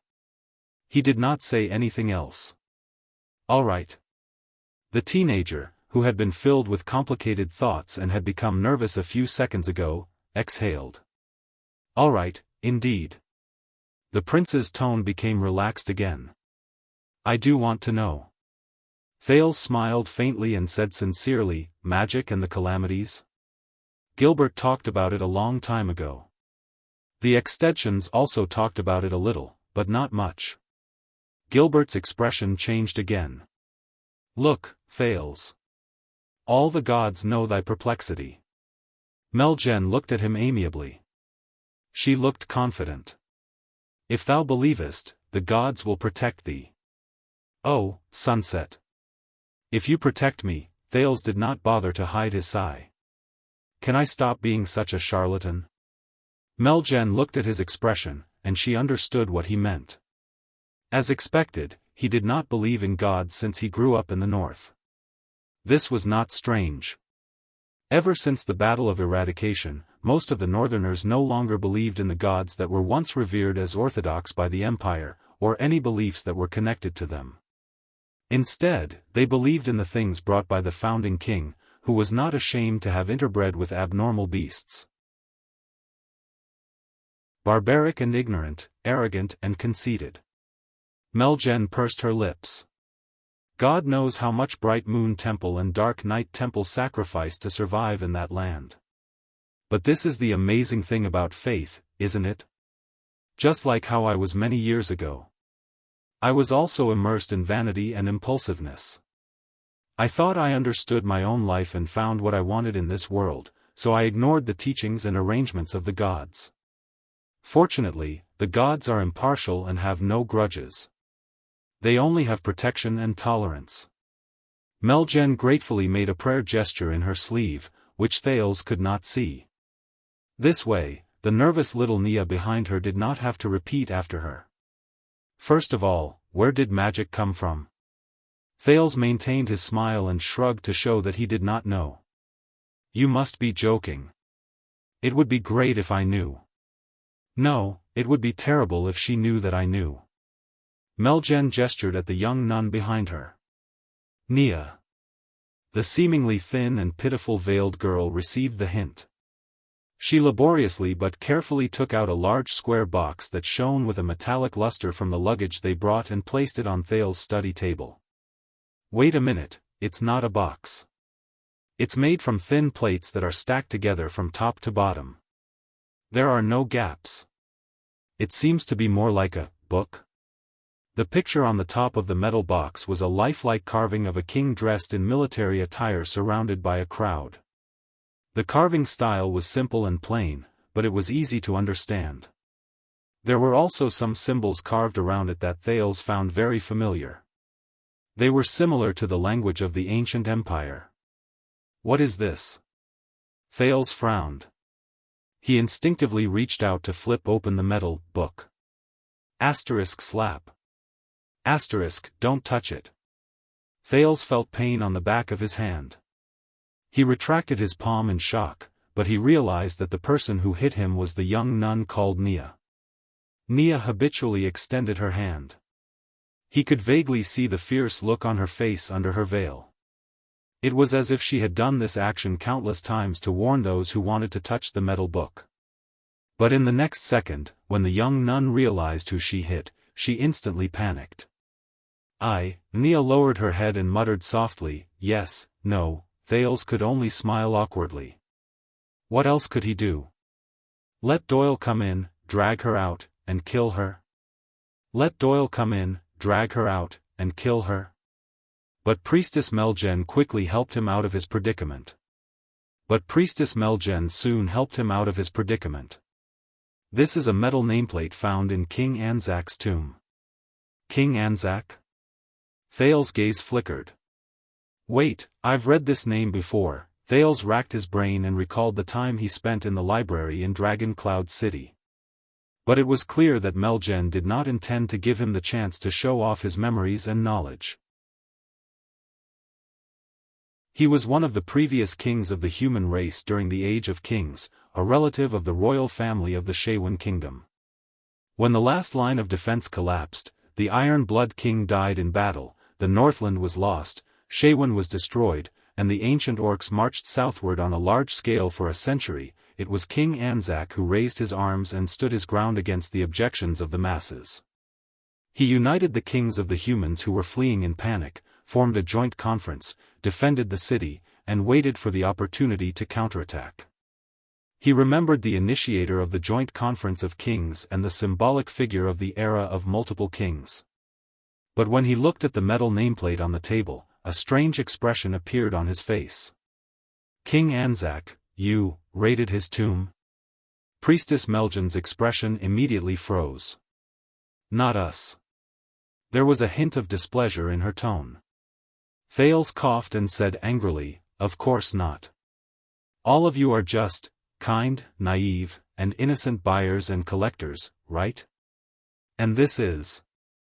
Thales shifted his attention back to the metal nameplate in front of him. He watched as Nia skillfully flipped open the first few pages, and a few images flashed past. The city walls collapsed, the sentry posts were destroyed, and countless people were beheaded. A huge figure came over with human heads and weapons in his hands. He approached a group of soldiers who had nowhere else to run to. The king on the cover was sitting at a round table. He waved his arms and spoke passionately. In ancient times, before paper and printing existed, people recorded important events and history on the nameplates made of special alloys so that they would not forget them. Meljen sat in her seat and said faintly, based on what I know, some places, including Northland, still retain this tradition. Thales remembered it.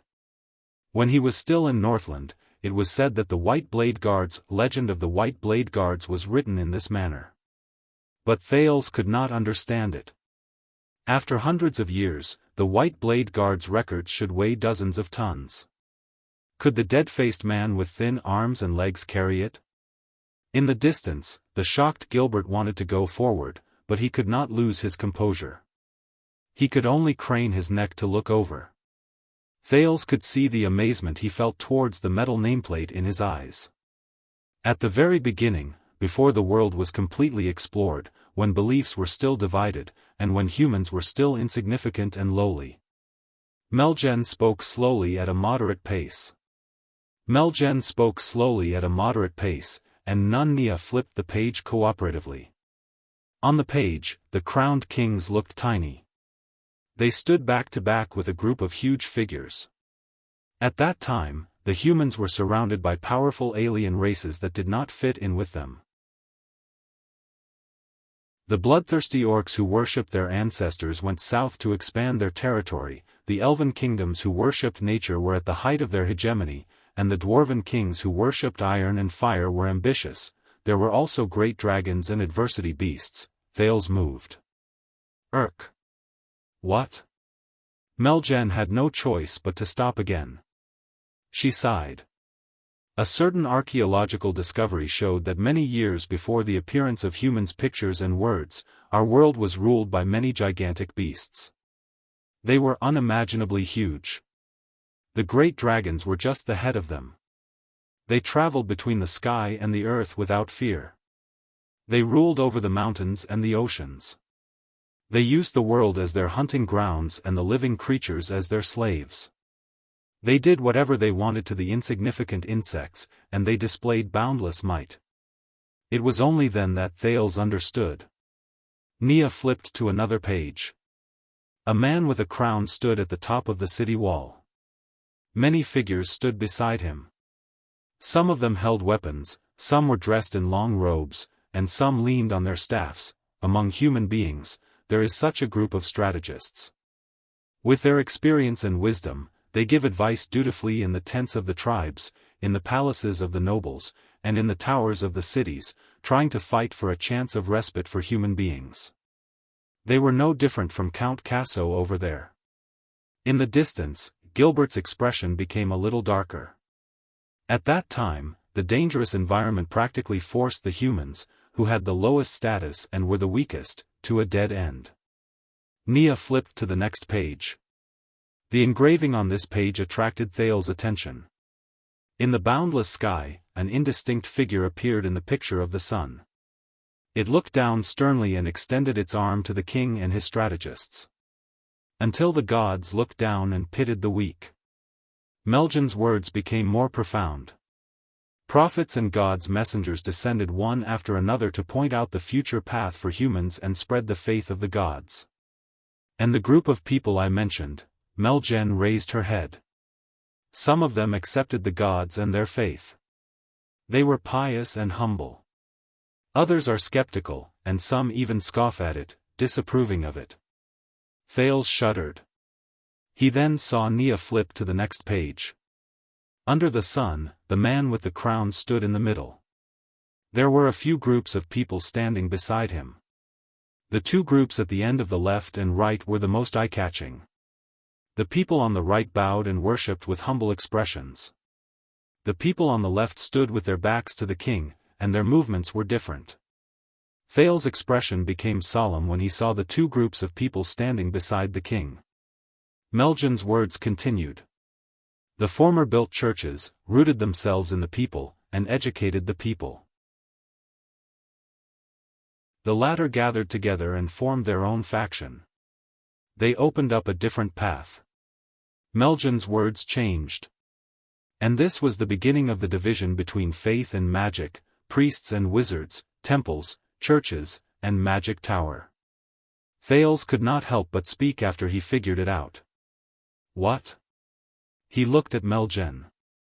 She only smiled faintly. Now, do you know why the knowledge about the mysterious magic that has disappeared in the past is only mentioned in our theology classes? Thales was in slight disbelief. Faith and magic come from the same source. The old priestess became serious. She said sternly, they depend on each other and prove their importance. Thales stared at Priestess Meljen in a daze. Countless thoughts flashed in his mind. Meljen did not stop talking. She had the presence of a towering mountain. Even Gilbert could not help but become solemn and serious.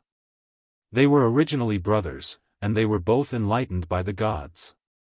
Meljen sighed slowly. But the eldest is loyal, and the youngest is rebellious. There was a faint hint of respect in Meljen's words.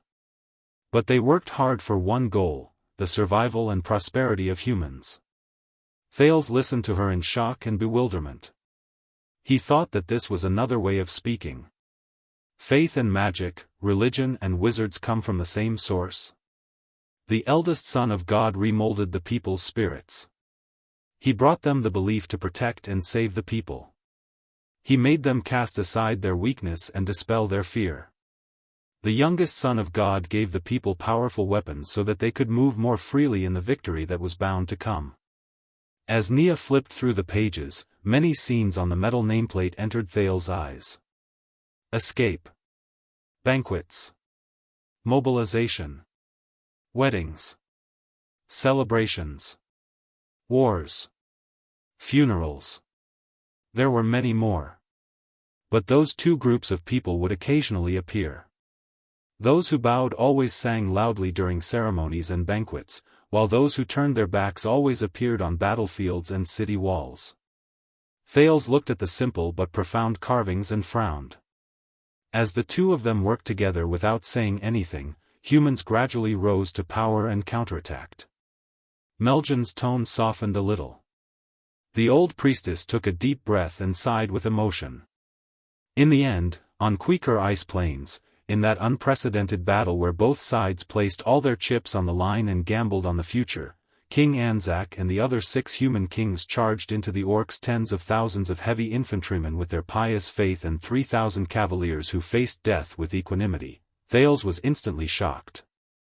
This story is, they never came back, but at the cost of their lives, they successfully killed the ancient orc supreme sacred chief. Nia flipped to the last few pages. The king was covered in wounds. He hugged his sword and lay quietly in the middle of the battlefield.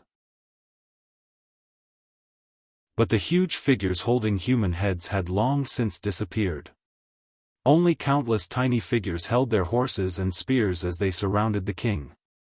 They raised their flags and stood solemnly. In the sky, the clouds dispersed, and light shone on the battlefield.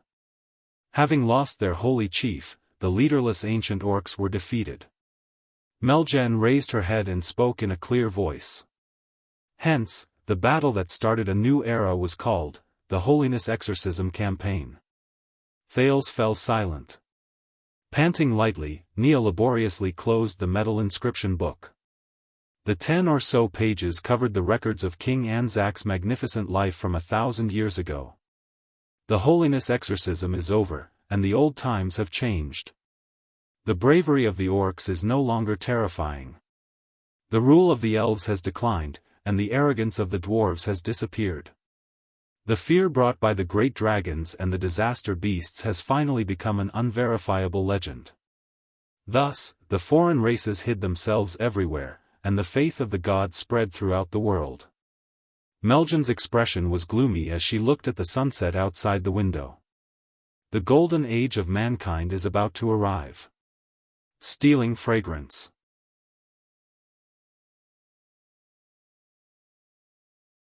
Chapter 533. Nia closed the metal nameplate and dragged it back into the luggage laboriously again. In a short period of silence, Thales thought about the story on Anzac's nameplate, or rather, the story Meljan told him through the nameplate. The old priestess averted her gaze from the setting sun outside the window and waited quietly for Thales. She seemed to have expected this silence. Faith and magic came from the same source. The Holiness Exorcism Campaign resulted in the rise of humans? Thales repeated the story. What flashed in his mind was his first meeting with Asda. Wizards seek the truth of the world. They use all sorts of ingenious methods and wisdom to use the resources and energy of the world to serve a better world. Meljan glanced at him before she spoke in a languid manner. You're right. But this is only the beginning. There was a faint hint of pity in the old priestess' voice. Once the enemies from the outside are gone, differences arise. Their attitudes towards the gods and faith eventually caused the elder and the youngest to go their separate ways, and they gradually drifted apart. The elder and the youngest. So, this is their explanation. It's really hard for them to come up with this explanation that is similar to Abel and Cain. Thales sighed in his heart. The eldest son of the god versus the youngest son of the god. Loyalty, rebellion. If I did not know, I thought Artanis was arguing against the insect swarm, the prince mocked quietly. Meljan, who had very sharp ears, frowned. Artanis? Who? Thales raised his head and smiled innocently and sincerely. It's nothing. It's just a joke from a certain Northland. Meljan pursed her lips. The corners of her lips were sharp. The old priestess quickly returned to her lecturing state. Hence, for thousands of years, under the attention of the gods and the practice of men, the eldest son and the youngest son, faith and magic, the church and wizards fought endlessly. They went back and forth on different paths and beliefs. Wait a minute. Thales narrowed his eyes at the perfect moment to interrupt her. So, based on what you said, the difference between faith and magic is because the believers believe in the gods, while the wizards do not? Can I understand it this way? The believers believe in the gods when it comes to things they do not know, while the wizards only believe in themselves? Meljen did not reply immediately. She looked at Thales quietly, and there was a slight ripple in her eyes. She recalled that 2 days ago, when she came to the house of God's grace, she visited Archdeacon Stylianides, who was looking forward to finding books and preparing for her lessons. Megan unintentionally glanced at the book. It was the 1024 lines of the church's classic hymn, Light Illuminates 10,000 Miles. She also brought High Priestess Lycia's greetings and informed him that the duty of teaching Prince Thales come Duke of Star Lake will be taken over by him. She still remembered the archdeacon's incredulous shock and well-suppressed anger. Indeed, as one of the 15 archbishops of Constellation, Stylianides was young, promising, and had a bright future ahead of him. He had preached to countless nobles and ministers and enlightened their children. He did not want to let go of the chance to read Sunset's holy teachings for the future king of Constellation, spread God's grace, and glorify his sacred achievements. Just like Archbishop London was to Tormund II, just like Archbishop Clement was to Mindes III. However, the lucky ones who were blessed by the setting sun and bathed in divine grace. They would always become accustomed to the light in front of them. It was to the extent that he had forgotten where the gift came from. He had also forgotten that for the believers of God, tests and obstacles were everywhere. The stars shone brightly. Only after the setting sun. This is the most common and dangerous misunderstanding in history. Meljen smiled faintly and nodded slightly at the prince. She was gentle and polite. This is especially true for those who have yet to have the chance to understand it. They are determined to hate faith because of hearsay. Thales furrowed his eyebrows. He put on a helpless expression and wanted to exchange a look with Gilbert that was of tacit understanding.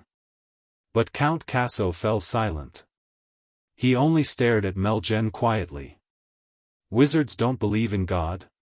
Not really. Meljen's expression turned cold. Her next sentence made Thales incredibly puzzled. Of course they believe in God. They believe in God and their faith. Meljen's tone was still calm, but her words were firm and forceful. Even if they deny it many times. What? Thales blinked. I don't, it's just that the God they believe in. Meljen did not let him ask. At that moment, the priestess' voice was dark and solemn. It is an existence without form, without name, without form, without substance, but in their eyes, its power and status is greater than everything else. She said softly, they call it magic. Thales' eyebrows twitched. Meljen clasped her hands together. Her posture was proper, but her aura was imposing. But they will occasionally use the excuse that they seek knowledge, call it rationality, pretend to believe in the truth, pretend to pursue progress, use sophistry to elevate themselves, and worship that they are supreme and unique. After she said a series of words that made Thales fall into deep thought, she remained expressionless. Does it sound familiar? Before Thales could think deeply about this sentence, Priestess Meljen's eyes lit up. But no matter how glib their tongues are, they cannot hide an indisputable fact. In the next second, her words were incredibly certain. Because magic itself is their God, their faith, their supreme principle, and it is also what their church teaches and their teachings. Thales could sense the power in her words. To a certain extent, its place in their hearts is no different from how our God is in our hearts. In fact, it might even surpass it. This unfamiliar God possesses a domineering, cruel, indifferent, and merciless power that far surpasses all the existences that have been worshipped and revered since ancient times. Meljan's tone gradually turned cold. The law is strict, and the hegemony is supreme. Those who doubt it will find it difficult to question it, and those who go against it will not be tolerated. Thales was puzzled. Are you saying that they worship the concept and principle of magic itself as a god? Meljan only snorted softly. She did not answer him directly. As for the millions of believers who were once infected and brainwashed by it, regardless of whether they are wizards or not, and whether they have the ability to control magic, they are even worse. They believe that they are the orthodox religion and denounce those who do not believe in it.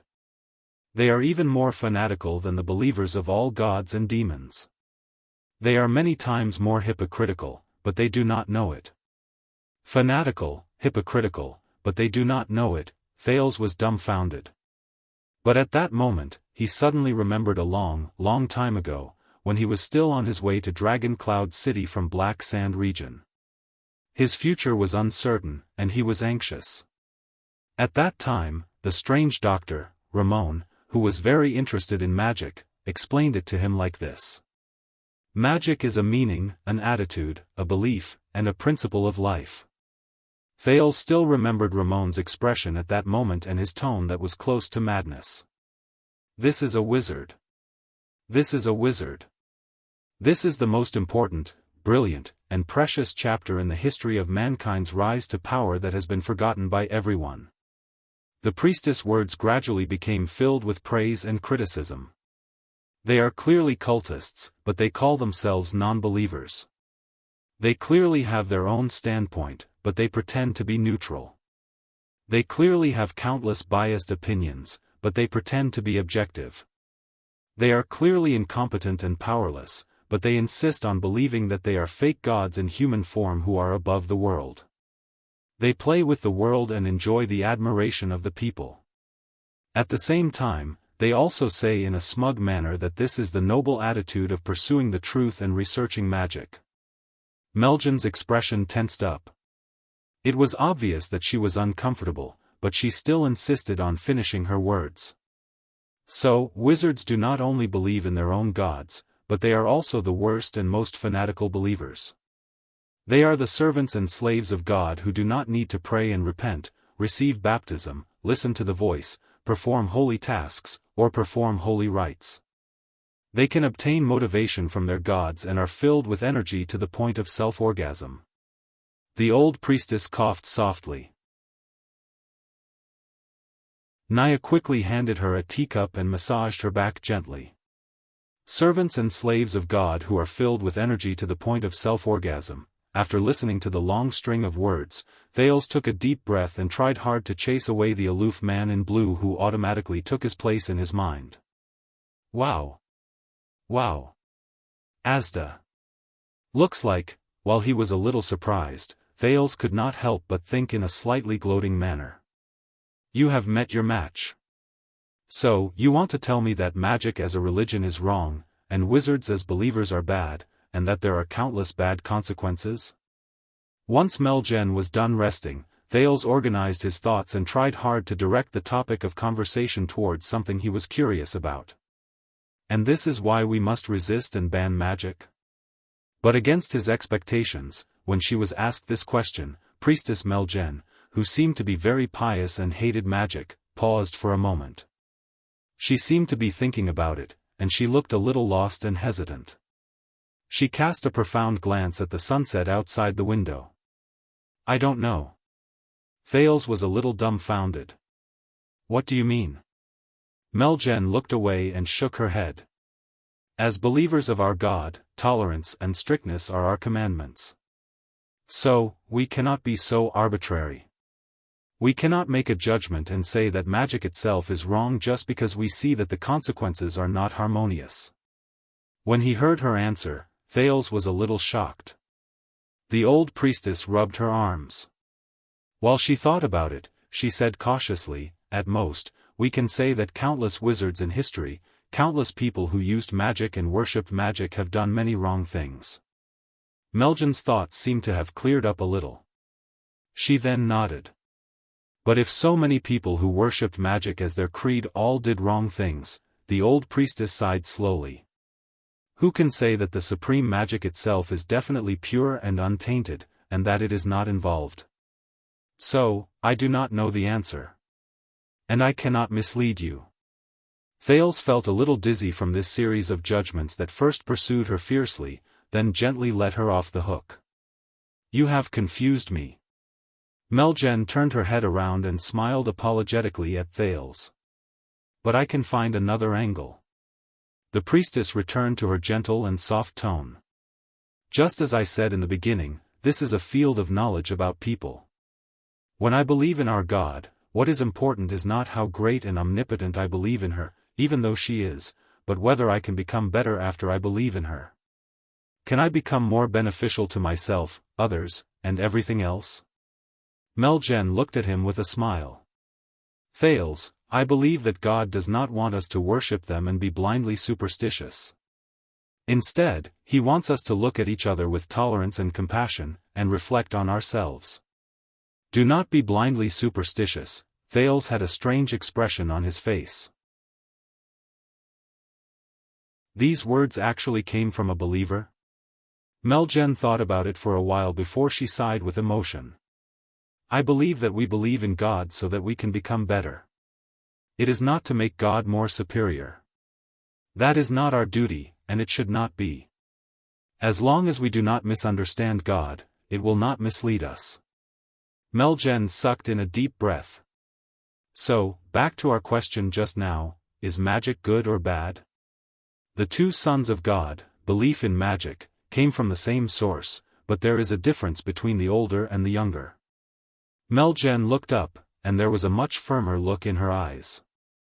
As the eldest sons of God, when we believe in God, what we should believe in is the humility, self-reflection, sincerity, and kindness that we can obtain when we are in front of God. This is the key to belief. As for the youngest sons of God, in history, what they are most easily deceived by is the greed, desire, indignation, and arrogance born after they abandon God and become independent. This is the tragedy of magic.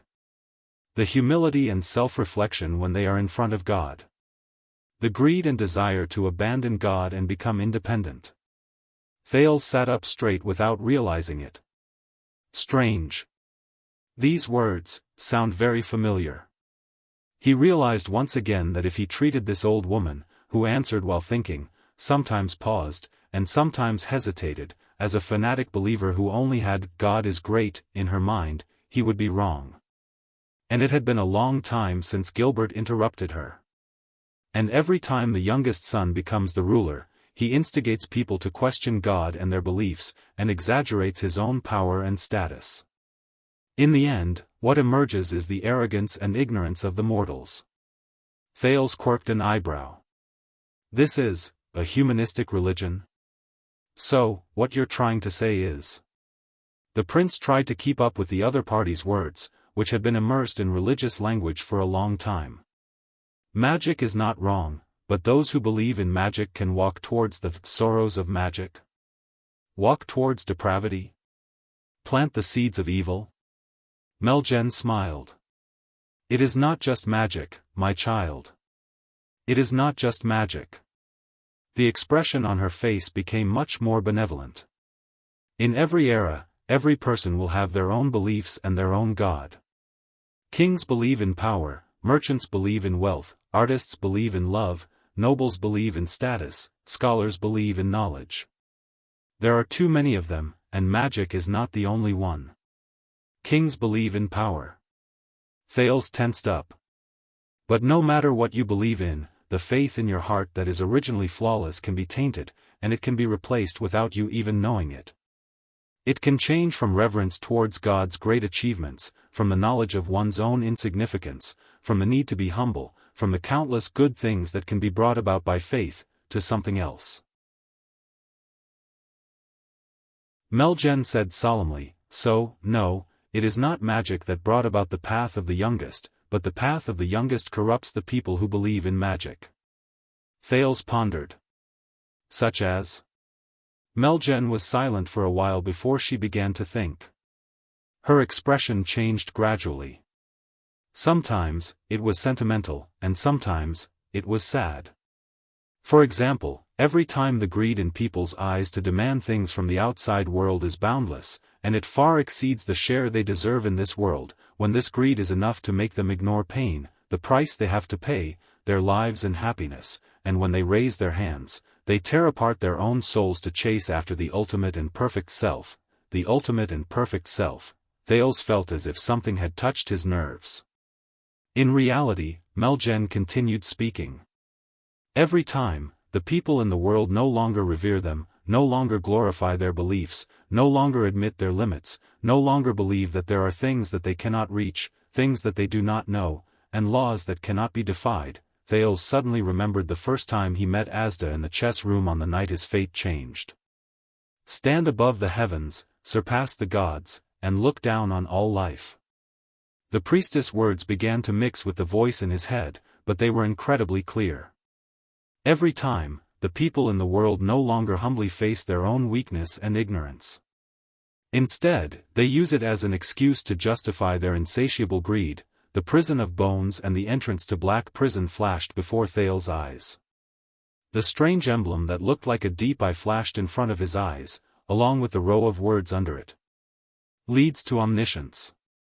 Meljen's sigh traveled into his ears slowly. Every time, the people in the world pursue power and omnipotence at all costs. They think that this is the only beautiful and correct choice. Thales lowered his head and frowned. The strange Dr. Ramon's passionate words appeared in his memories. Magic is the sum of all knowledge, discoveries, and truths. With the advancement of magic, humans can become more perfect, greater, more improved, and closer to the truth. Meljen's sigh brought Thales back to reality. Every time, the people in the world believe in something or someone, and they will do whatever it takes to reach the extreme, then, we know that the path of the youngest should be taken. The people are not far from falling and suffering the consequences of their own actions. Meljen was silent for a while. She picked up the teacup that Nia had refilled. Thales quietly rubbed the scar on his left hand. He did not say a word. After a while, Meljen, who had finished drinking, said slowly, 2,000 years ago, the unified belief in the supreme bright God created the endless glory of the ancient empire. 1,000 years ago, the belief in the Holy Sun rose to power, and it witnessed the revival of the final empire. When she said this, yearning and respect could not help but flash in the priestess' eyes. But then, her expression became gloomy. However, when the utilitarian creed of magic overshadowed the noble persistence of belief, bright God Church collapsed on its own, and it foretold the decline and division of the ancient empire. And the wizards' insane and bottomless pursuit of power brought about the greatest crisis since ancient times. It lasted until the Battle of Eradication, when they suffered the consequences of their own actions and brought about their own destruction, marking the end of the final empire. When she said this, Meljen raised her head and looked straight at Thales. Her gaze was stern. And you, child, you have long since seen the power, terror, cruelty, and madness of those monsters. In the distance, Gilbert wanted to say something, but did not. Thales sucked in a deep breath. He felt that his thoughts were in a mess. Calamities? Meljen observed him and nodded slowly. Calamities. And that is just one of the consequences of their actions, even though it is the worst. Even though he had obtained the answer countless times from the hints given by Ramon, Asda, and the ancient books, when the authoritative church in this world told him so openly, Thales realized that he still could not get used to it. The young duke remembered the night of dragon's blood, and the scent of blood that had once faded seemed to return to his nose again. It made him feel nauseous. Remember, this is the path of the youngest. It is born of arrogance, and after experiencing countless things, it will finally lead to regret. It is the favorite of demons, the darling of evil, the cradle of calamities, and the starting point of misfortune. Meljen's tone suddenly became tense. And Thales, you have to be even more vigilant. The prince was slightly shocked. Me? Melgen said sternly, because the path of the youngest has countless forms of harm. It will take on many forms, change names, and change forms. It will appear in various eras, and it will linger on like a shadow. Those who seize power will talk about survival, those who pursue benefits will talk about prosperity, those who indulge in lust will sing about freedom, those who seek status will use dignity as an excuse, and those who seek knowledge will use curiosity. Those who are blinded by a single leaf will bring about their own destruction. This is definitely not just an example of magic. Melgen paused for a moment. Thales sucked in a deep breath and tried hard to clear his chaotic feelings. He seized logic. But, based on what you said, Madam Priestess, could it be that your belief in your god will not become a victim of the path of the youngest? Melgen's expression changed slightly. Thales observed the man's reaction. For example, the people of the current era believe in the sunset goddess, so much so that they blindly believe in her and are fanatical about her. They will suppress those who oppose them at all costs, and they will go to extremes. Furthermore, your statement right now and your resolute answer have fallen into the trap of the path of the youngest, haven't they? The old priestess was silent. But against his expectations, Thales saw Melgen's expression turn a little gloomy, even though he thought that she was going to avoid the main point and use clever words to defend herself. Of course. Beside the priestess, Nia listened very seriously. Thales did not doubt that if she was given a pen, she would immediately start taking notes. It would be detailed and comprehensive, and she might even have her thoughts on the important points. Melgen sighed softly. Even though I do not want to mention it, yes, you are right. Thales frowned. During the years when our ancestors fought against magic, wizards, and the path of the youngest, Bright God Church, which spread far and wide, once recruited the temple guards to punish heretics. The generous and selfless Church of the Holy Sun also set up a court to correct bad habits and correct beliefs. Melgen's expression was solemn, and her gaze was wary. Fanatical believers do not care about bottom lines. They only care about their stance when they reject others. They suppress the remaining voices and believe that they are the only one in the world. The methods they use are also incredibly sinister, and they do everything they can. They are useless when spreading their religion, and their efforts are futile. They also make countless enemies, and their infamy spreads far and wide. In the end, they lose themselves, and their sins are grave. Melgen raised her head solemnly, as if the thing that pressed down on her shoulders was not the priestess robe, but a heavy history.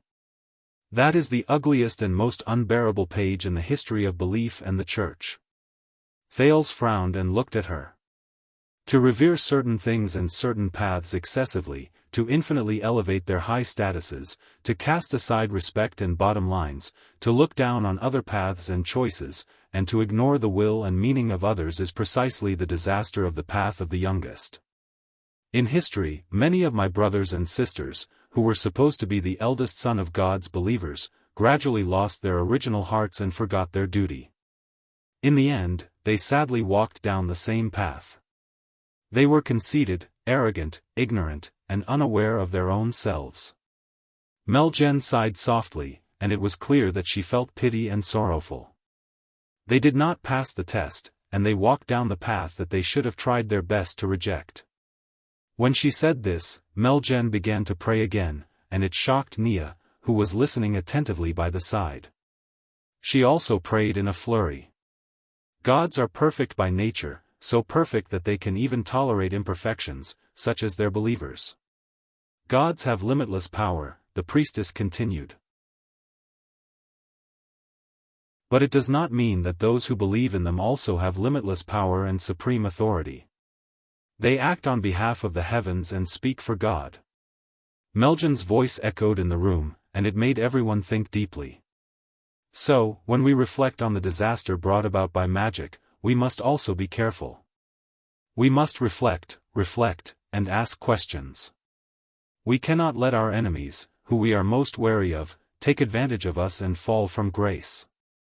Only by glorifying ourselves can we glorify God. If we believe too much in gods, it will be easy for us to lose ourselves. Melgen finished praying and did not speak anymore. As if everything had come to an end, the room was silent for a long time. Thales tried his best to get rid of the heaviness in his emotions and think of something lighter. Interesting. He curled up the corners of his lips. So, based on what Priestess Melgen said just now, not only can I not believe in God, I cannot believe in God too much. If I don't believe in God, my world will forever be missing a part. But if I believe in God too much, the path of the youngest will be waiting for me. So, what is God?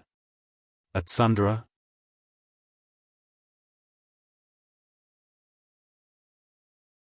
Chapter 534.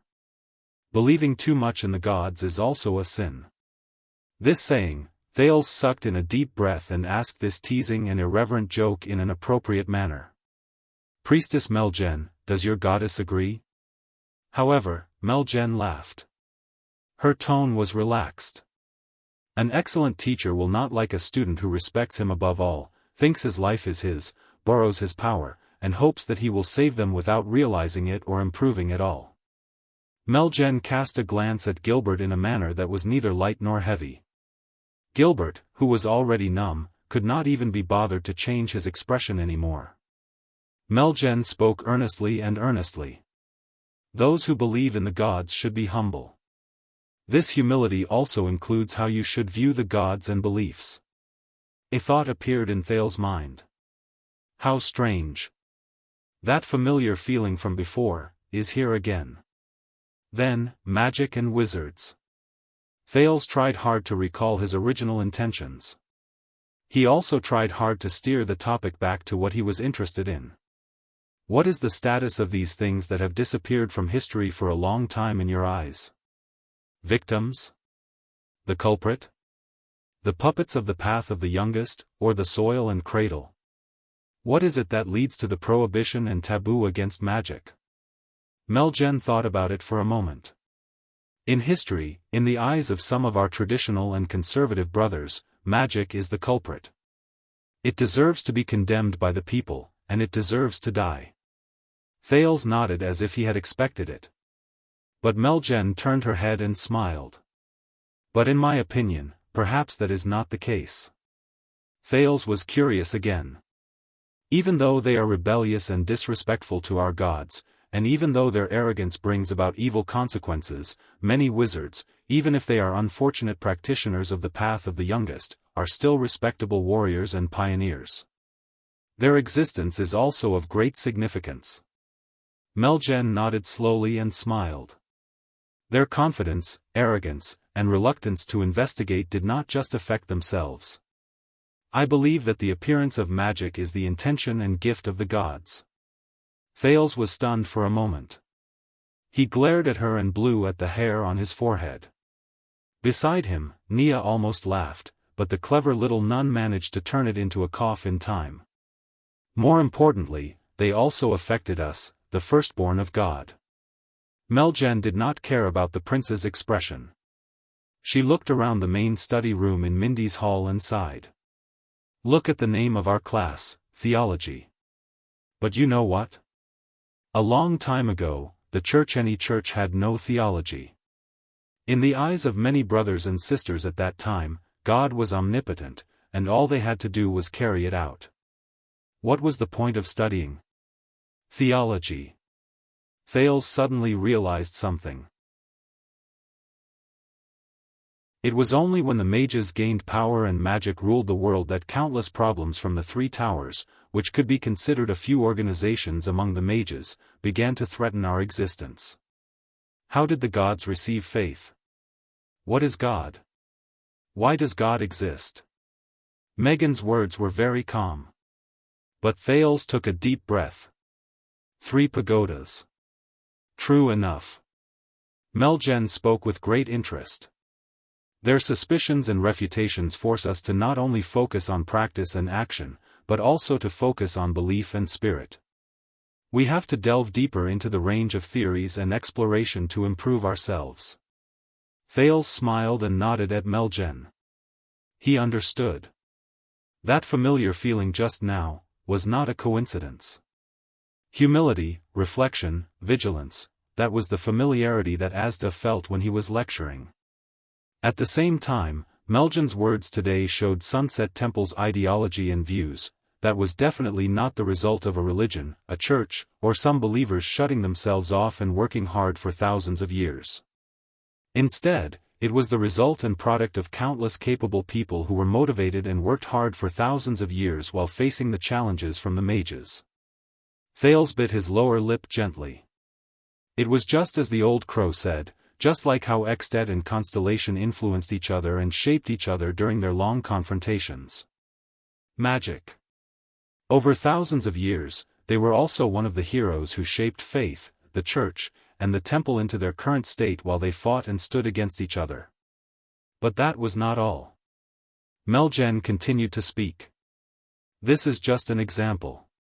It is precisely because the path of the youngest is not only born from magic, but also from the church. Hence, every time magic and mages flourish, and every time faith and the temple decline, it will prompt the knowledgeable people in the church to start reflecting. It will prompt them to let go of their prejudices and stubbornness, cast aside their conservative ways and form, and truly listen to the oracle with devotion. Priestess Meljan looked straight at Thales. Reflect on yourself. Reform the church. Seize opportunities. Meljan spoke in a profound manner. Just like the sacred priestess Jade from 1,000 years ago. After she was ravaged and raped by the army, she hung herself in the dilapidated church. She saw Holy Son Errol's mysterious message and asked her to stop the steed of Kessel VI, who was later known as the Emperor of Poison, at the risk of being beheaded. Just like the prophet Mahathir from 700 years ago.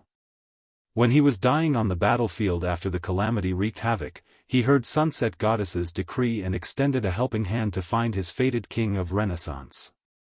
When he heard this, Thales noticed that Gilbert's expression had turned sour again while he was listening by the side.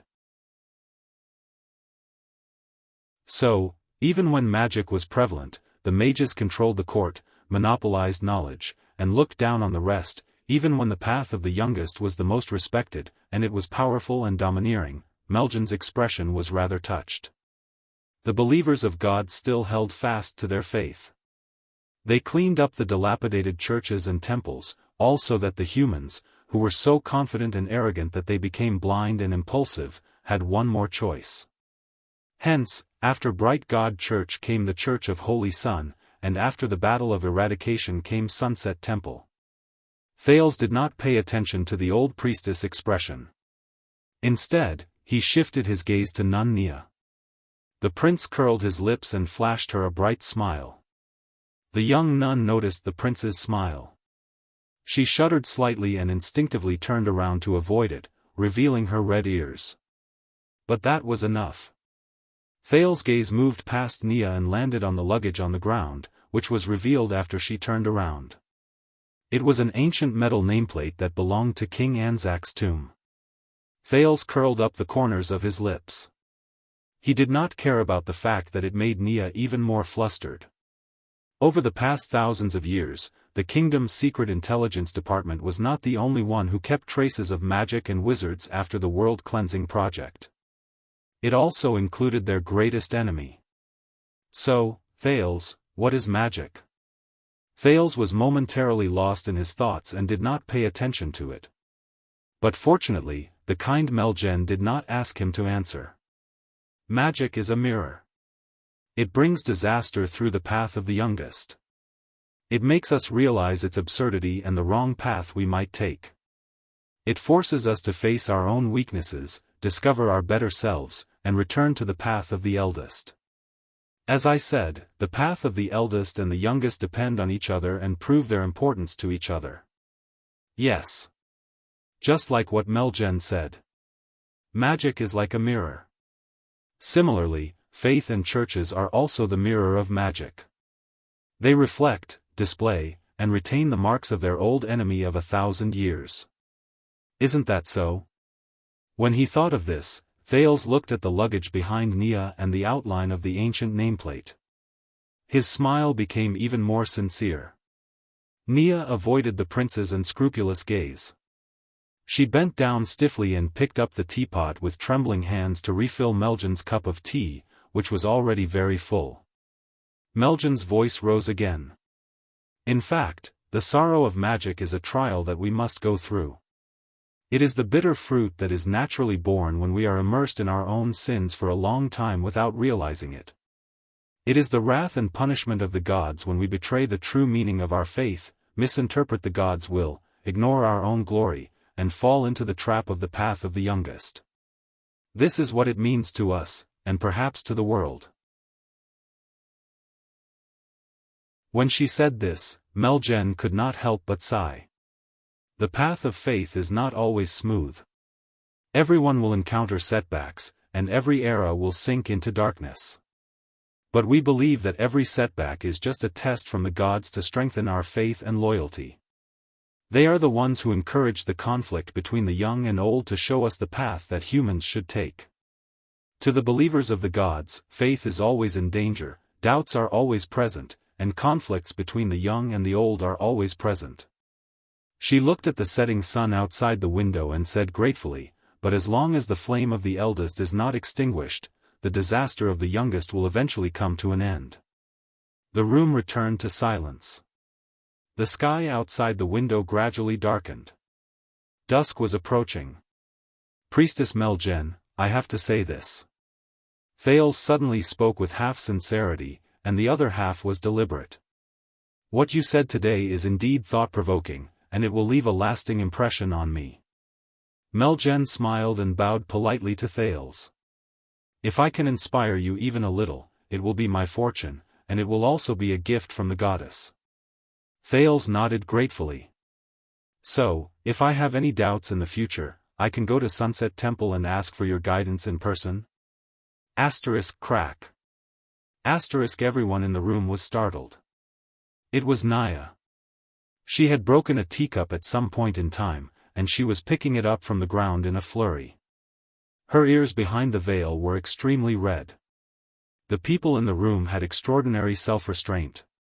The three of them only glanced at her before they looked away, as if they did not see her. It is my honor, Your Highness. Sunset Goddess accepts every believer who wants to get close to her. Meljan seemed to be in a good mood. You are welcome to visit me at any time. You don't even need to invite me in advance. I will have Naya receive you. Ah. The three of them looked away again. Naya had pricked her finger when she was picking up the shards on the carpet. She covered her wound and looked up at Meljan with tears in her eyes, as if she had been wronged. Meljan glared at the young nun in displeasure, and the latter quickly stood up nervously. Then, the old priestess coughed and stood up. She returned to her amiable state. Let's call it a day. Thales stood up as well, and his smile remained the same. So soon? That's great. Meljan smiled and pointed at the sky. The setting sun has passed, and dark night is about to arrive. Her tone was a little profound. However, the starry sky is bright, and it foretells a myriad of things. It cannot be imagined. Thales blinked. Is this a prophecy? The kind that flatters me? Besides the prophets and messengers of God, no one can make a prophecy. Meljan smiled softly. But even if it is a prophecy, it is just a prophecy. Thales did not understand the logic behind her rambling, so he decided to just continue smiling. Besides, Madame Gines told me to give you more time to rest. This caused Thales to be slightly moved. You know Madame Gines? I know many people, Meljan said with a myriad of emotions in her voice, and I have also seen many things. However, the things that God knows and has seen will only be more. However, they only remain silent and protect the living. Thales could only smile politely again. God protects the living? The teenager pinched the scar at the center of his left palm.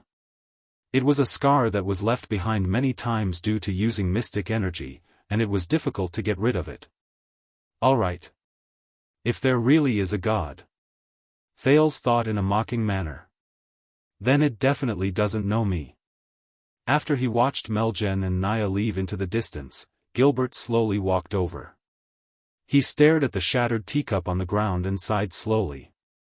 It seems like the Honorable Priestess Meljen had a great harvest today. Gilbert's choice of words was polite, and his tone was appropriate. But it sounds a little sour. Thales smiled faintly. Take a guess. If I had said earlier that I wanted to visit them frequently in the temple, would she have ended her lessons earlier? Thales quirked an eyebrow. If that is the case, Gilbert looked at Thales with a thought-provoking gaze.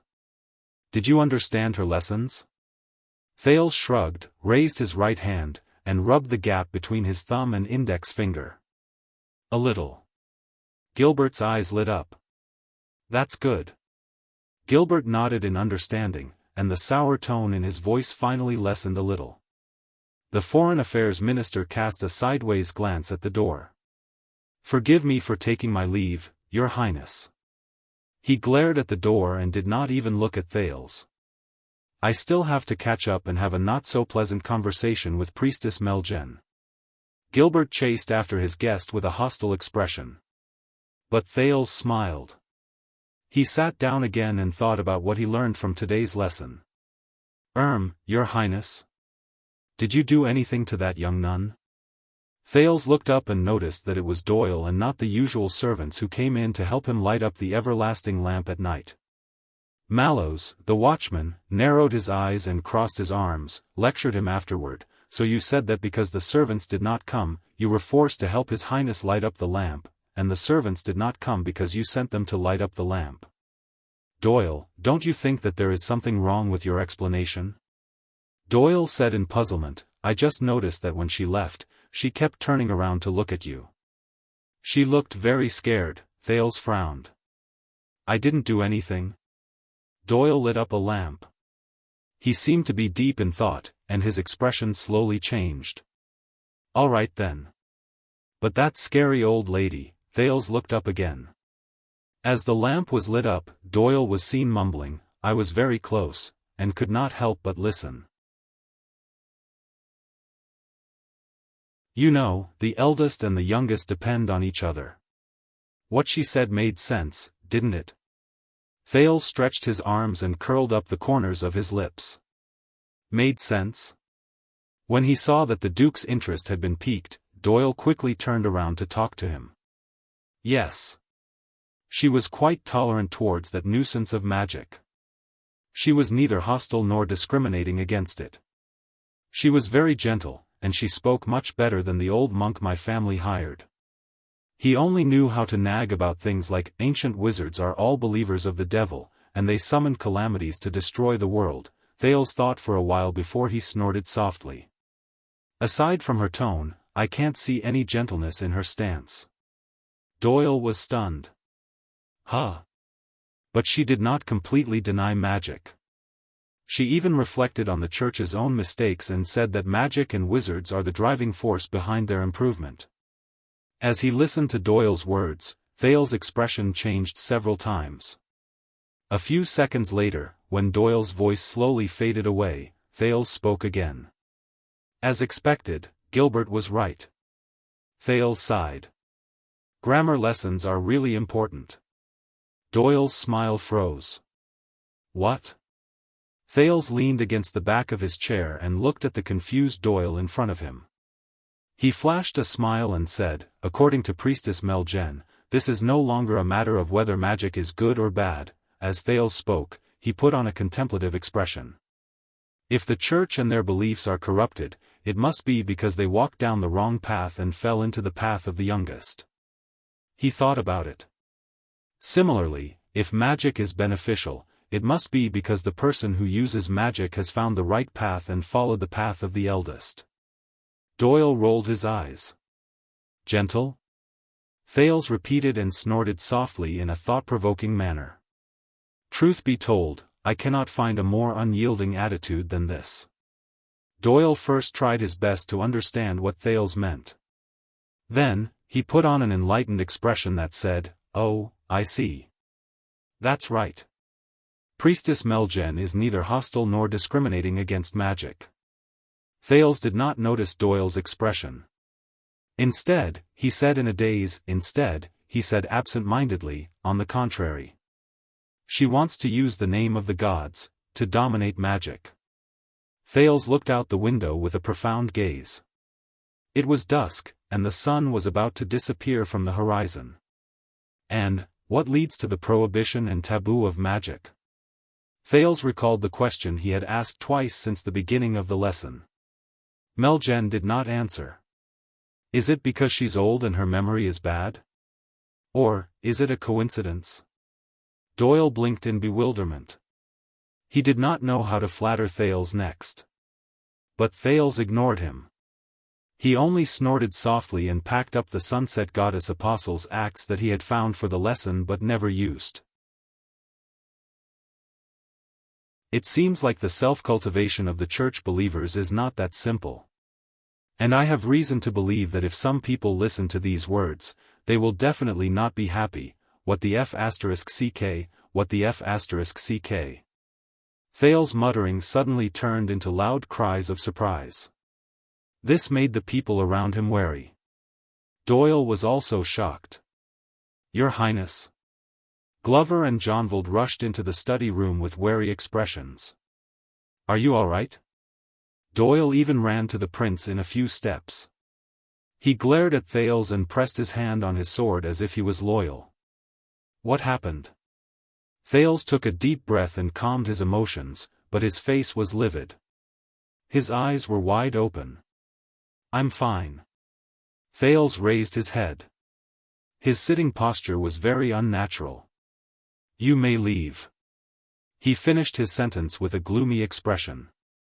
Glover and Jonvald breathed a sigh of relief. They scanned the study, then checked the windows and bookshelves, including the ridiculously large eternal oil clock. Only then did they prepare to leave warily. Are you sure? But Doyle's attention was on Thales. He looked nervous. Your Highness, you don't look too good. Is there anything I can do for you? Thales sucked in another breath. Yes, Thales said through gritted teeth, his face full of pain. He gritted his teeth and said, a strand of hair in my pants is tied up by an important organ. It hurts. Thales glared at him and hissed in a suppressed voice, you're right. Can you help me? The room was quiet for a second. Of course, no problem. Doyle, who was in a hurry to claim credit, did not pay attention to what the prince said. He also did not notice the gloomy atmosphere around the prince. He walked forward with a proud expression, but he was suddenly dragged back by Glover. Glover stuttered for a few seconds before he said hesitantly, then, we will not disturb you. Even Zombie's unchanging expression was a little awkward at that moment. We will leave. Give His Highness some personal space. Thales smiled stiffly and waved his hand stiffly.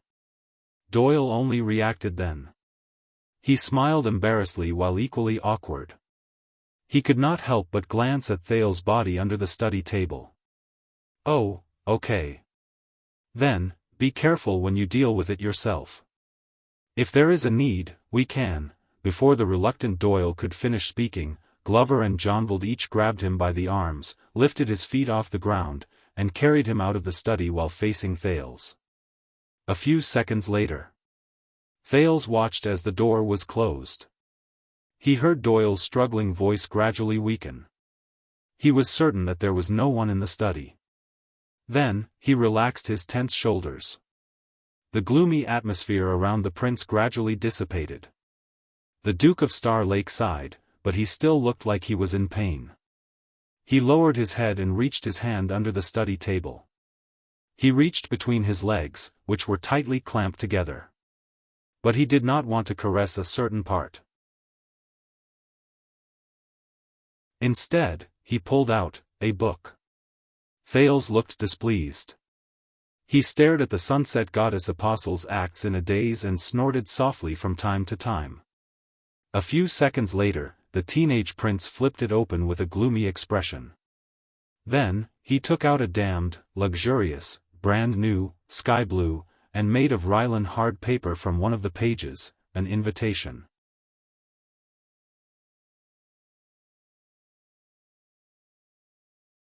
Chapter 535. Very good, Your Highness. Please straighten your arms. I want to confirm it again.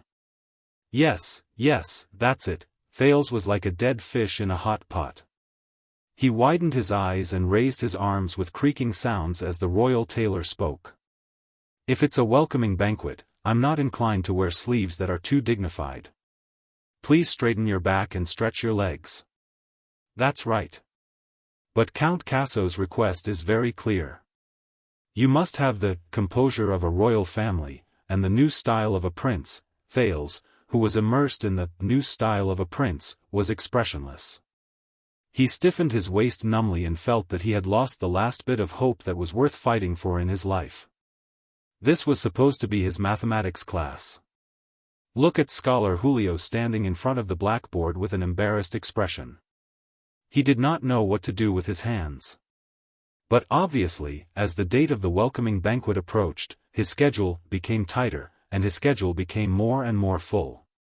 Yet, matters of all sizes came rushing at him like moths flying into a flame, so much so that he had to take measurements for his formal attire for the banquet during the interval between his mathematics classes. Or, in Thales' eyes, it was the royal rare animal pre-exhibition of the tailoring world. 6 years ago, I didn't manage to make it to your appearance. In the end, you wore that outfit and stood in the Hall of Stars, causing you to be looked down upon by those arrogant dukes and counts. Sigh, my heart ached when I saw that. In the end, when I went back, all my peers congratulated me. Oh my, the prince's new style is great. Tisk, it's hilarious. I had to explain for a long time that it wasn't a new work. It was just an old style that was used. I didn't manage to make it to the second prince's outfit, but who can blame me? After all, you were going to appear as the royal family surprise, and it was very important to keep it a secret.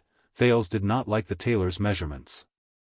It gave him the illusion that his every move was controlled, that he was under pressure, and that he was not free, as if he was not in that situation before. When his personal tailor was a certain greasy old man who liked to plant thick hair covers and thick hair oil on his head for a long period of time, the feeling was even more unforgettable and intense. But I can assure you, Your Highness, this time, with me around, you'll definitely be the main character of the banquet. You'll be even more stunning than Princess Saoirse's wedding. Sorry, I mean, you'll be even more eye-catching than Prince Herman's coming-of-age ceremony. That face of his back then. Hee, Ioyo, hee. You have to know, that's not even the work I'm most proud of. The best would be the other royal wedding. Do you want to broaden your shoulders? That's right, it's great. The master tailor Damon elegantly put down a tape measure from a plate offered by an apprentice with both hands. Then, he picked up a hard ruler from the plate of another apprentice who was trembling from the sight of the prince. He practically wanted to wave it around like a baton to match his idle chatter. Oh, yes. Originally, I didn't really want to boast, but since your highness has condescended to ask, Thales dared to swear on little rascal's name that he did not ask, I'm embarrassed to avoid answering. That's right. I was the one who designed and tailored their formal attire and customer service. Actually, it's not something worth mentioning. My work is my work. After all, you know, my family has been tailoring clothes for the royal family since my great-grandfather's generation. At that time, the witch queen, Vera, who was famous for being beautiful and picky, chose his work with just one glance out of so many tailors who were competing for the position. So, after all, my family has been around for so many years. Our reputation is tiring, and we're used to it. It's not a big deal. It's just that after our work was released, the tailors in the market always liked to copy our style. In just a few weeks, the entire kingdom would be using the same style. Sometimes, they would even copy one of our mistakes and treat it as a classic. What a joke. I'm not saying that we will make mistakes, Your Highness. It's just that I think there's a need to be humble. After all, after so many years, the Damon family is still the royal tailor. We're the highest judge in the fashion design competition in the capital city. We rely on being humble and low profile, making progress with an open mind, and being conscientious. Fortunately, someone saved him. Vanguard Glover, who was watching from the side, Doyle was punished by Mallows to help the servants transport the lamp oil in the kitchen, said coldly, if you can't finish taking measurements, the Zavak family, who specializes in tailoring the clothes for the Sun, Sword and Shield family, said that they only need 30 seconds to take measurements. Master Damon looked as if he was bitten by a giant dragon. He jumped up from the side of the stool valiantly and almost reached Thale's shoulder. He scowled and glared at Thales amidst the oil and powder on his face. Hey, kid, let me tell you. If you don't believe me, you can take a piece of the Zavak family's clothes. You can tell from the stitches that they are heretics in the world of sewing. They only have what they have today because of the dirty relationship between their ancestors and the Cotton Association. Zombie Glover obviously did not fall for this. He turned around and instructed another young guard. Ness, go and make an appointment with the Zavak family immediately. All right, all right. Master Damon waved his hands fiercely and wrapped up his tools at lightning speed. He kicked the two apprentices up and turned his head around gracefully. He flashed Thales a greasy smile and gently clapped his palms in the air. Hey, Your Highness, don't worry. With your decent looks, when you wear my, he did not manage to finish his words, because Glover had already led the royal guards in the area and unceremoniously dragged Damon and the two apprentices, who were trembling with anxiety, out of the room. Thales then got down from the stool and exhaled dizzily at the ceiling. He felt that the hope in life that had left him far away had crawled back shakily. Scholar Julio coughed softly and drew Thales' attention back to him. But of course, he would not be able to get back the half of the lesson that he had lost. You should be more polite. Thales' mathematics teacher stuck his head out in awe and sized up the gorgeous sample that Master Damon had deliberately forgotten about. I heard that Master Damon's commission for one time is equivalent to 8 months of my salary. Of course, I have no intention of asking for a raise. Temporarily, Thales felt a little helpless. I'm guessing that a gorgeous outfit that can amaze the eyes of a banquet is much easier to be praised than a mathematical technique that calculates the errors of the Holy Pursuit Day every year? The young and promising Julio looked away from his envious, jealous, and hateful gaze. He said pitifully, I can only agree with that, unfortunately and regretfully. Thales smiled and returned to his desk. Very good, Your Highness. It seems that you can understand and apply Vice Bishop Lisha's concept of the two-dimensional coordinate system very well. So, now, if you calculate two related variables, it should be much more intuitive. Scholar Julio returned to his teaching mode. He held the syllabus in one hand and chalk in the other. He was worried about how he could finish the day's content in half of the lesson. Yes. Thales looked at the graphs and numbers on the paper and sighed. How astonishing. This mathematical knowledge was actually invented by a traditional and pious theologian hundreds of years ago. Julio's eyes brightened. During the era of Jackal Sumer III, Saint Lisha was not just a theologian. His achievements in mathematics were in no way inferior to his knowledge of divinity and philosophical speculations. And the method you used just now to express the rate of change of numbers using the geometric coordinate system was something he came up with to solve the problem of crowd evacuation after the city's celebration. It was recorded in Arched Sea City's collection of enlightenment. Julio's smile was very excited. At the same time he introduced Saint Lisha, he was happy that the prince was actually interested in this unpopular knowledge that many nobles scoffed at. I see. Thales could not help but sigh when he thought about the theology lesson a few days ago. Sunset Church, a religion that regards God as the supreme being, actually has such a talent. How interesting. Julio nodded, but his expression immediately froze. He seemed to be hesitating about something. Your Highness, this might be a little presumptuous, but I know that you have begun your theology lesson. Thales raised his eyebrows. You know? Scholar Julio shrugged and lowered his voice. I think that you should, build a good relationship with the church. Sometimes, you might as well ignore some small conflicts of ideals. It can save you a lot of trouble. This is a rare thing. Thales shifted his butt and leaned against the back of his chair. He was very interested. What do you mean? Scholar Bonner, who was in charge of the grammar lesson, had an old-fashioned style. He was slow and unhurried, but he often said shocking things that would make even a few Thales speechless. Your Highness, why you're in such a hurry after class? Are you going to a date? Gilbert, on the other hand, took up the responsibility of a political lesson in the history lesson. It was supposed to be a cramming lesson on royal pretentiousness, but he was always unable to compete with the foreign affairs minister's personal thoughts on key historical events. The lesson would be long gone, causing the progress of the lesson to be seriously delayed. Ah, Your Highness, wonderful times always pass too quickly. Why don't you add another lesson today? Lord Monton, on the other hand, was synonymous with sweating profusely and smiling awkwardly during nature class. The goal of the lesson had long since changed from the grand and majestic, help the king open the eyes of the world and advise the king to see the world, to, why don't you guess this question, Your Highness?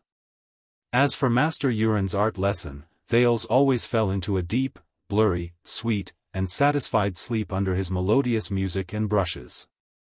Hence, he could be considered the kingdom's hero who saved the Duke of Star Lake from dying young due to lack of sleep. However, the mathematics teacher, Julio? Although he was a legitimate scholar, his clumsy speech was a stark contrast to his ingenious calculations. He was straightforward and simple, and his lack of worldly wisdom complemented each other. It always made Thales wonder how he managed to get such a lucrative job that brought him both fame and fortune. Of course, Thales later learned that Julio's father-in-law was once an important figure in the Department of Finance. It was not difficult to explain why the latter could always produce clear financial statements. But if he were to say something like, I suggest that you build a good relationship with someone, during class, Thales would rather believe that the tailor's measurements just now had not ended. Scholar Julio cast a few glances at the Duke's desk. He looked a little unnatural. You know, there was a period of time when some knowledge and research were deemed illegal by the church, and mathematics was unfortunately one of them. Thales' interest grew stronger. Why? Julio sucked in a deep breath. Because there are some things that, if we delve deeper into them, we will touch upon ancient taboos, and we will attract the displeasure of God. Ancient taboos. Thales thought for a while. And you believe in it? Julio shrugged innocently with a resigned expression. Of course not. But there must be a reason for everything that happened. For example, the knowledge of calculating the volume of liquid was once viewed as evil, and the owners of pharmacies were once forbidden from using measuring tools. As his speech became more fluent, Julio realized something, and his expression changed. I'm sorry, I'm not here to teach you history. No, I'm very interested. Thales raised his palm politely. Please do not hesitate to answer my doubts. Julio forced a smile, a little at a loss for what to do. Once he was certain that the prince was in a good mood, he spoke carefully. In short, a few hundred years ago, in the infamous Mbola tragedy, the main cultist priest was a pharmacist. His exquisite knowledge in pharmaceutics was the key knowledge they needed when they performed the living sacrifice. There was also the geometry of carving runes, cultist priest. Living sacrifice. Carving runes. Thales raised his eyebrows. Julio coughed. Since then, pharmaceutics and geometry became infamous along with the legends of witches, demons, and evil gods. What does that have to do with my theology class? Julio was stunned for a moment before he remembered what he wanted to say. "Oh, thank you for reminding me. I almost forgot the main topic." In short, at that time, the church, including Sunset Goddess, was still, traditional. For a long time, the scholars did not have a good time, even in Dragon Kiss Academy. If there was a competition of speaking long sentences in a halting manner, Thales felt that his father's masked protector should be able to come out on top. But Yodel could not let his guard down, because if they were to compete in long sentences outside of his field, then Scholar Julio would definitely be a strong contender for the title of champion. If they were to add going off topic, then there was no need to ask, he would bet his entire fortune on Julio. Thales glared at him. Until people like Vicar General Saint Lisieux, who had the status of the church and the ambition to expand their knowledge, safely carried out their research. It's all thanks to their foresight that you and I can be here. Scholar Julio stared at the numbers and symbols on the paper. His gaze was gentle and tender, as if he was looking at his lover. Studying these cute formulas while standing on the accumulated knowledge of our predecessors. Julio sucked in a breath, and his expression became solemn again. "So, Your Highness, there is no harm in being on good terms with the church, especially when they are at the peak of their power, even if it is not to your liking. This way, a lot of difficulties will be easily solved." Thales stared at Julio with an unprecedented and thought-provoking gaze. "What about you?" Julio's eyes brightened. He raised his finger and waved it at Thales, as if he was presenting a treasure. Then, he pulled out a brass disciplinary chain from his chest. "Look, I am a devout believer of Sunset Church, and I am also an honorary priest of Royal Light Academy's theology branch. I often go to the temple to pray, and when I return to the countryside, I often go to the church." Julio's eyes were full of smugness and flaunting. It seemed to be some kind of achievement. "I study mathematics in the name of God." Thales snickered. This made Scholar Julio's expression stiffen. He did not know whether to lift or put his hands down. "Why?" Thales coughed a few times to hide his laughter. "Why did you tell me specifically?" Julio put down the disciplinary chain and wiped his hands on his clothes. Then, he carefully pointed at Thales' table. "You have been holding that book for a few days.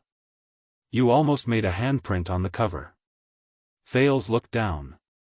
Pressed under his draft paper was the Sunset Apostles' Acts. The Duke of Star Lake was stunned. A few seconds later, Thales pressed his head and sighed in resignation. How could he make such a low-level mistake? Was it because he was under too much pressure after returning to Constellation?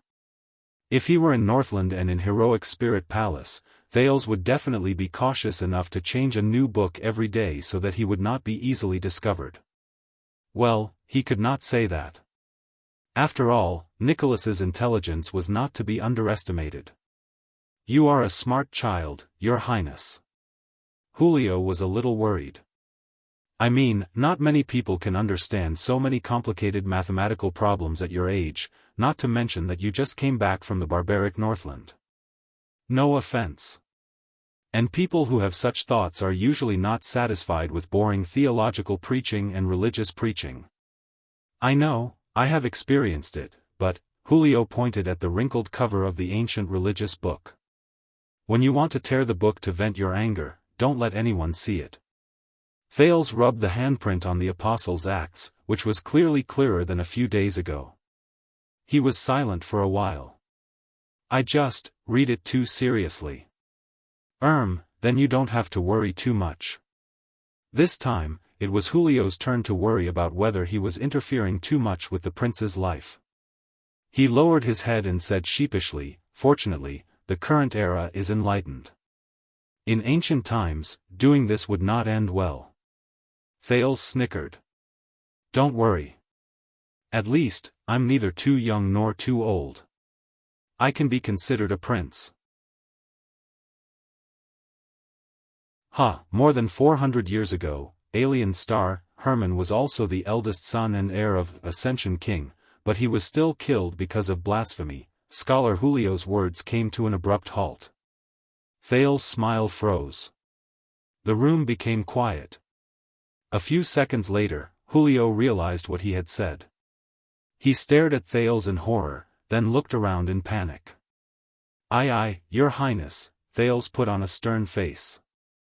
Scholar Julio, have we solved this problem? Oh, of course, Your Grace, Your Highness. Why don't we end the lesson? Julio looked like he was about to cry. Thales was silent for a while before he raised his head and smiled. All right. Julio heaved a long sigh of relief. He picked up his teaching materials and tools and left in a fluster. He did not even remember that the disciplinary chain was still hanging outside his clothes. Your Grace, about what I said today, Count Casso, Thales sighed softly. Gilbert won't know. Thank you, Your Highness. Julio left while trembling.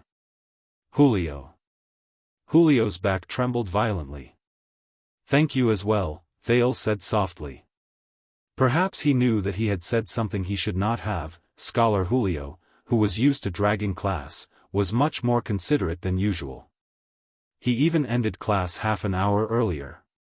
During the history lesson in the afternoon, before Gilbert rushed over to talk about the political gains and losses of the King of Blades, Thales had a rare moment of free time. Thales sat quietly in the study room. His gaze wandered over the cover of Sunset Apostles' Acts, but he could not get over Julio's words. Glover, close the door. I want to take a nap. The zombie at the door did not have any extra reaction. He did not ask about Thales' well-being, nor did he make a fuss. He just nodded quietly and closed the door behind him. His voice came from outside the door, giving orders to the guards on duty. Based on this alone, Vanguard Glover was indeed much more competent than Doyle. Low-key and obedient. Silent and cold. Never doing anything unnecessary. Thales thought gloomily. He was probably the type that King Kessel trusted. For some reason, when he thought of this, his heart tightened. If he had to choose, Thales still felt that it would be easier to get along with people like Doyle. Why? Thales sighed. He sized up the empty study room, put away the secret Apostles' Acts, stood up, and walked to the bookshelf behind him. The Duke skillfully pried open the mechanism on one of the baffles and pulled open the bookshelf. He entered the secret room in the study room.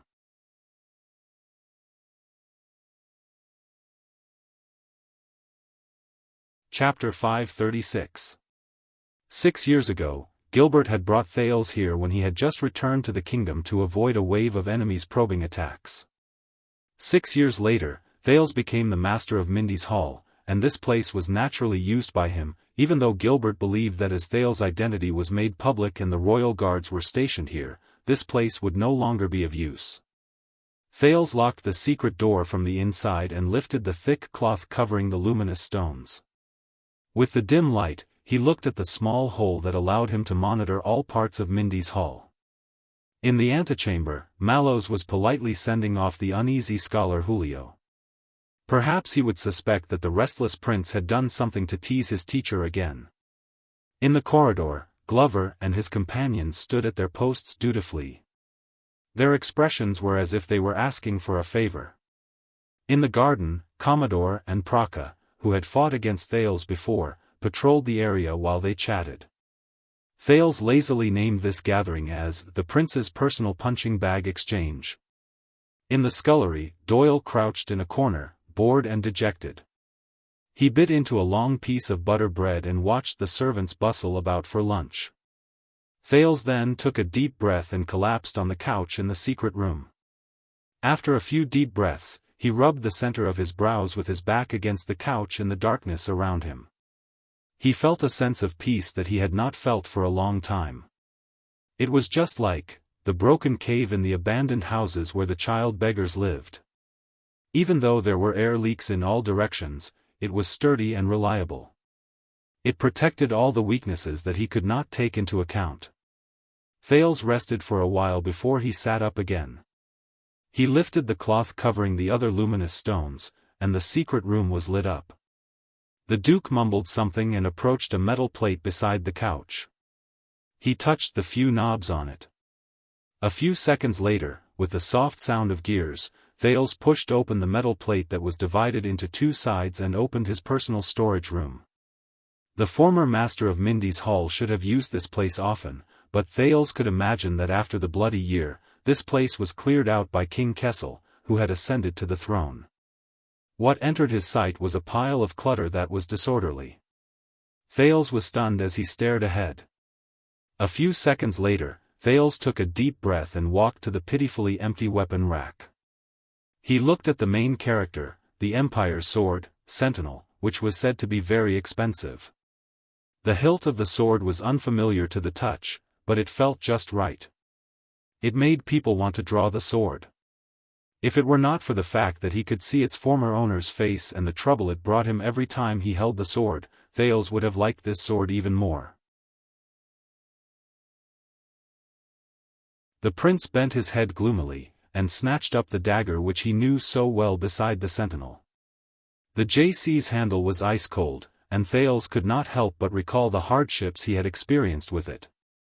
But its sheath was warm and comfortable. Just like the two people behind it. Ever since he entered Mindy's Hall, Thales had fewer opportunities to bring the police with him.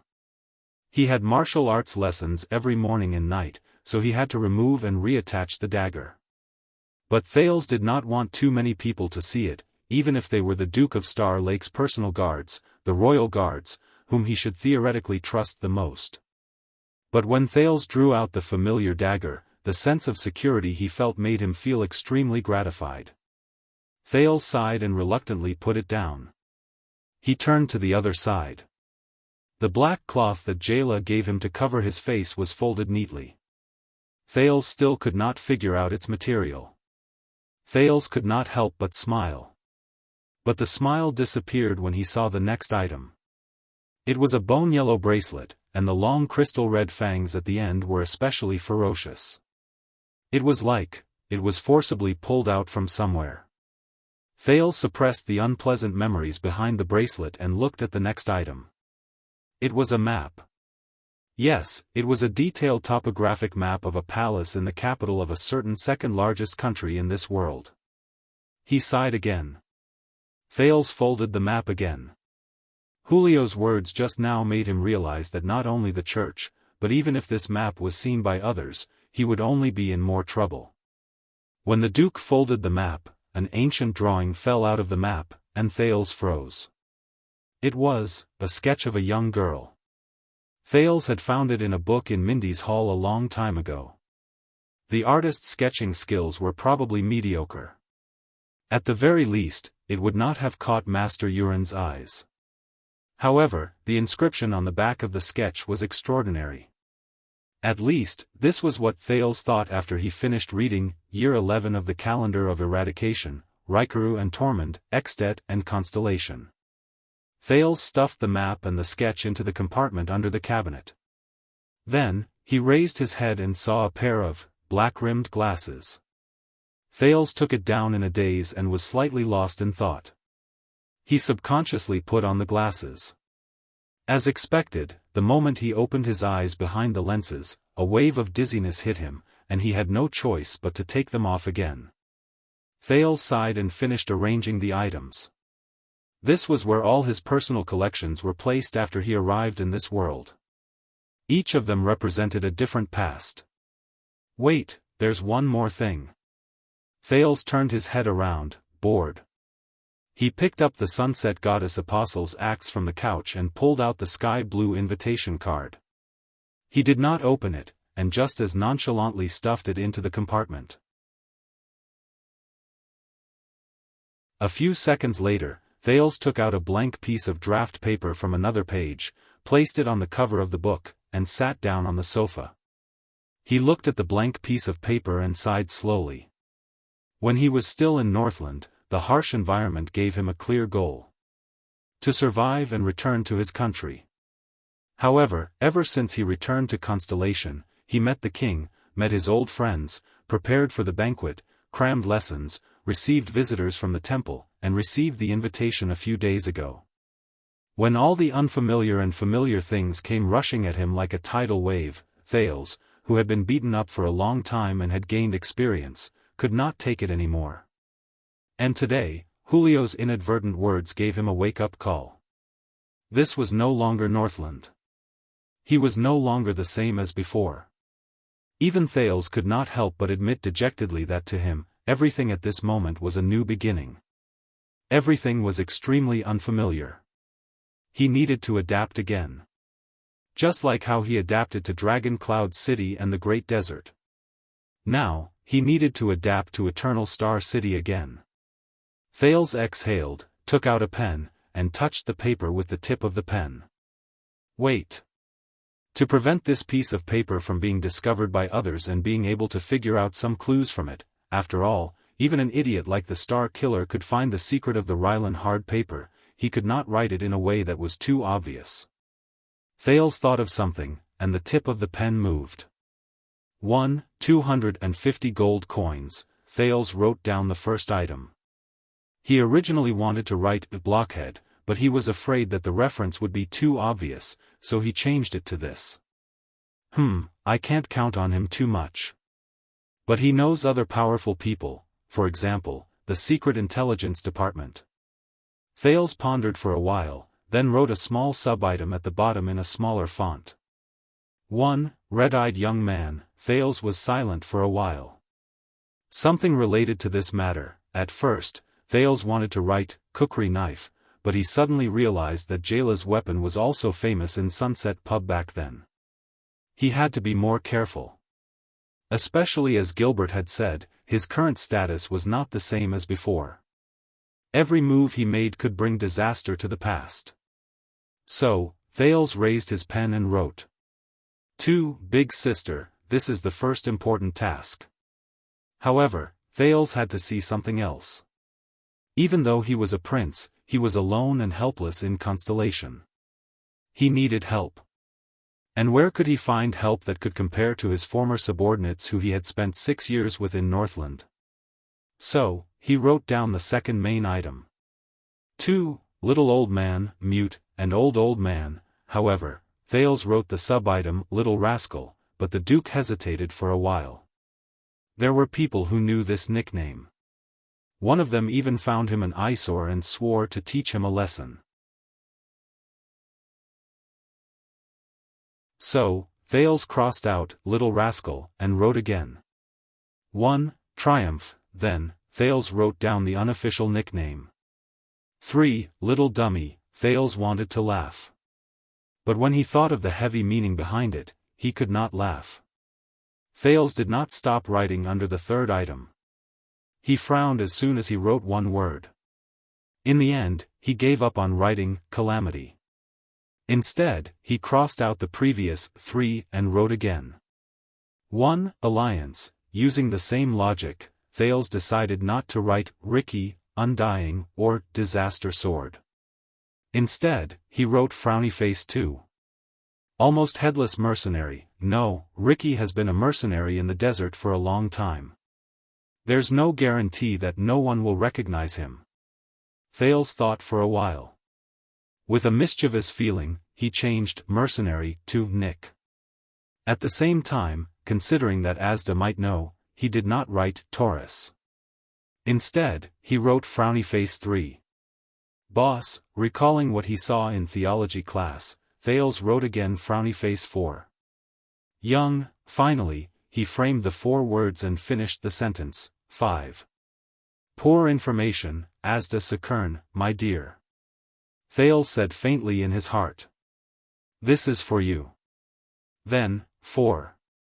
Insect swarm, Thales dared to guarantee that this should be the strictest code. After all, it was not easy to find traces of magic in the Sunset Temple. So, Thales added another sentence at the bottom. 1. Artanis, but he could not ignore the clues he told Ramon about many years ago. 2. The crippled. Seeing this code and the organization it represented, Thales wanted to laugh again. But it was not just magic that troubled him. 5. The broken carriage. As he wrote this, he thought of Fakenhaz's gloomy face and King Kessel's cold tone in the meeting hall. Thales felt a wave of discomfort. But, Jine's stern and concerned gaze flashed across his mind. At that moment, it seemed that the Iron Hand King's cold voice was not so unbearable. First, it was the old guards. Thales focused his gaze. Zacriel and Barney's figures were reflected in his eyes. Their past was closely related to Renaissance Palace during the Bloody Year. The group of branded warriors. No, branded warriors will allow many people to find clues. Thales simply crossed it out and wrote Frowny Face 1. Gus Men, 6 years ago, the murderer King Nuvan pointed out to him could not be ignored. And it was related to Black Sword. 2. Map, there was also Herman, his unlucky uncle, he said it as if anyone was luckier. 3. Kitten, after writing the above 5 major items, Thales exhaled and rested for a while. And the rest, 6. Thales clenched his fists. Taurus warning flashed across his mind. Who are you? He shook his head. First, it was related to his life, the sin of Hell's River. It was related to Black Sword and Disaster Sword. Thales was a little worried. There was only one code name for Black Sword. His weapon and his nickname were shared together. However, that man was so inconspicuous that he could not think of a code name that could replace it. But Thales suddenly remembered that Black Sword was the founder and leader of the Brotherhood. So, he had an idea and wrote Frowny Face 1. Big Brother, Ricky Frowny Face 2. Nick, who almost lost his head, this was not the only thing that concerned him. Thales held the pen and hesitated. But in the end, he still wrote Frowny Face 3. Mother, Thales stared at this word. The doubts and unfamiliarity in his heart did not diminish. Draconic, Dragon Breaker, Desert, Slave, Mystical. Countless words came together. In the end, they gathered into a name, Varanjarana. Mother. Who are you? Thales put down the pen and skimmed through the contents on the paper. To be done, Thales sighed. There's so much. Just like when I'm writing a thesis. Before I start writing, it's always the smoothest and most convenient to compile a table of contents and a paragraph topic, isn't it? At that moment, it's as if you have 1,000 ravines in your chest and know everything. But when things come to a head, on the eve of finalizing the manuscript, how many of these boastful table of contents can be realized, how many can be filled in, how many are true to the story, and how many cannot be completely removed from the table of contents? Just like your life that is lost and unknown. Thales was in a daze. Fortunately, he had to take things one bite at a time. Many things could not be rushed. Thales took a deep breath. The Duke looked up and stuffed the paper into the mezzanine. There was no time to be sentimental. There were too many things weighing on him. There were too many gazes that he had to bear. There were too many responsibilities that he had to bear. First, he had to overcome the most pressing obstacle in front of him. He was only a few weeks away. The welcome banquet. There, the newly appointed Duke of Star Lake, the second prince, and the heir of Constellation, Thales Jade Star would face the entire kingdom again 6 years later. Your Grace? Thales pushed open the door to the secret room expressionlessly and responded to Mallow's question outside. He shut the secrets and depression behind him, and brought optimism and strength out of the door. Your banquet is almost ready. The agenda for that day, the guest list, and the specific arrangements. He opened the door and saw Mallows handing him a stack of documents. I think you need to take a look at it in advance and prepare. Come on. Thales paced steadily and told himself silently. He smiled and took the documents from Mallows. The latter was as calm as water, and he was indifferent. Since 6 years ago, he had been heading north, the arrival of the calamity, the assassination of the king, and the rebellion army forcing him to abdicate. He had experienced all these hardships. The vampire archduchess, the mystic Giza, and Chapman Lampard. He had fought against terrifying enemies of this level. As for the banquet in his territory to announce his triumphant return to the kingdom, could it be that there was an opponent that could make him feel fearful and have a headache? Thales lowered his head in a composed manner. The guest list was shockingly long and densely packed. However, the few people at the top of the list, right after His Majesty the King, along with their eye-catching titles and family emblems, entered Thales' line of sight at the same time. Kia Jade Star, Honorable Queen.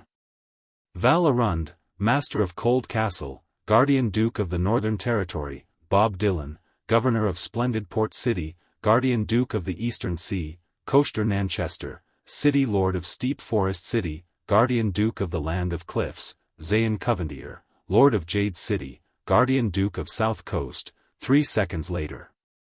Thales put down the list and put on a bitter face. This banquet, could he not go? Stealing fragrance.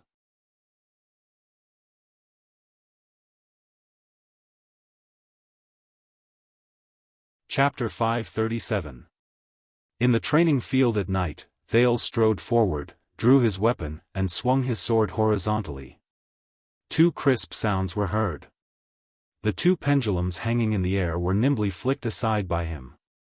Thales took the opportunity to move forward. He passed through the gap created by the pendulums and stabbed the person in front of him with his practice sword. Asterisk thud. Asterisk his blunt sword struck the thick wooden shield in the person's hand and let out a dull thud. From the feel of it, the effect was pretty good. But he did not have time. In the narrow vision of the helmet, Thales gritted his teeth, retreated along the path he came from, and retreated quickly. He wanted to return to the starting point unharmed. The creaking sound of the rope swaying could be heard. The pendulum closest to the teenager swung back, and it was getting closer and closer. Thales' nerves were tense. He could only increase the strength of his calves pushing against the ground and try his best to maintain his precarious balance as he retreated. The sin of Hell's river in his body felt nervous. It became restless, but Thales did not care. Asterisk whoosh. Asterisk the pendulum brushed past his shoulder and did not hit him. Thales breathed a sigh of relief. Very good. There's only one last thing left, asterisk clang. Asterisk before he could finish his thought, Thales felt a sharp pain in his eardrums. His helmet was hit by the second pendulum, and it buzzed. What the hell? Thales crouched down in great discomfort, threw away the long sword, and quickly pulled his neck out of the helmet. He rubbed his left ear, which was in great pain, and the ringing in his ears did not go away. In front of him, the middle-aged guard who was training with Thales, Vanguard Vladivostok, who was about 30 years old and always tried his best to hold back his laughter when the prince made a fool of himself. He put down his shield and looked at the commanding officer present. Your steps must be steady. Mallows walked forward and patted the lime spots on Vladivostok's shield. He looked at the 2 pendulums that were entangled and could not be separated from each other as they swung back and forth. He seemed to be deep in thought. Your strength must be ruthless, your sword thrust must be accurate, and your movements must be straight.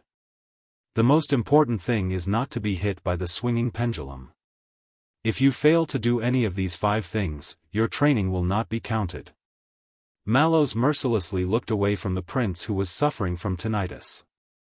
He knocked on Vladivostok's shield and gestured at Protector Commodore. Again. Commodore walked down the stage and used a brand new shield to exchange for the thick shield in Vladivostok's hands that was covered in limestone spots. With great difficulty, Thales smoothed out his left ear, which was in great pain, and got up in frustration. I don't understand. Why is this training so inflexible? I have to go up and down, I can't swing my sword to parry, I can't bend my body and roll. Just to compete with the speed of 2 swinging pendulums? Thales stared indignantly at the metal pendulum that was swinging back and forth like a swing. Thank God, or, to be politically correct, thank the setting sun, that not long ago, the static stances and confrontational training in his martial arts class had come to an end. But what replaced it was sword practice. Thales looked at the pendulum that was suspended in the air on the wheels that could be moved freely.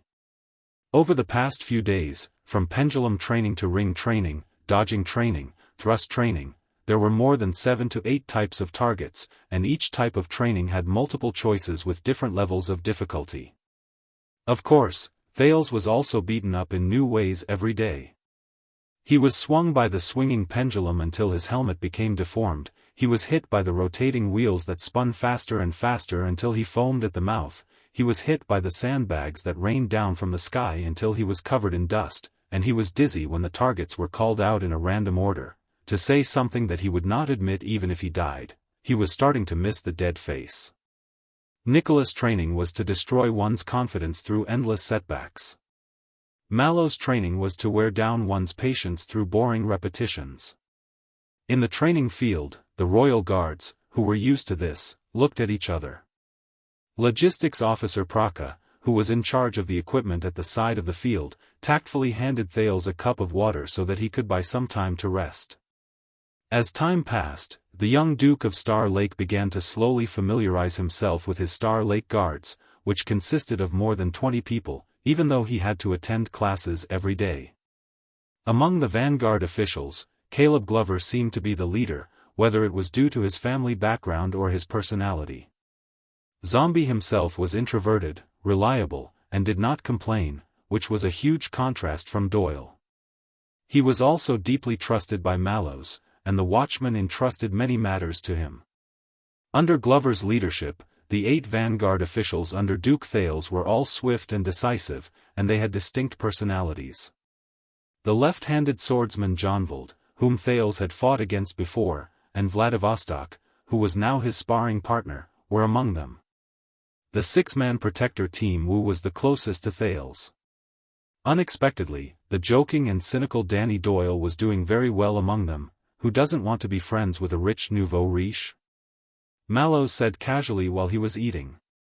They were like a gang of scoundrels, and they did not hesitate to bully others for the prince.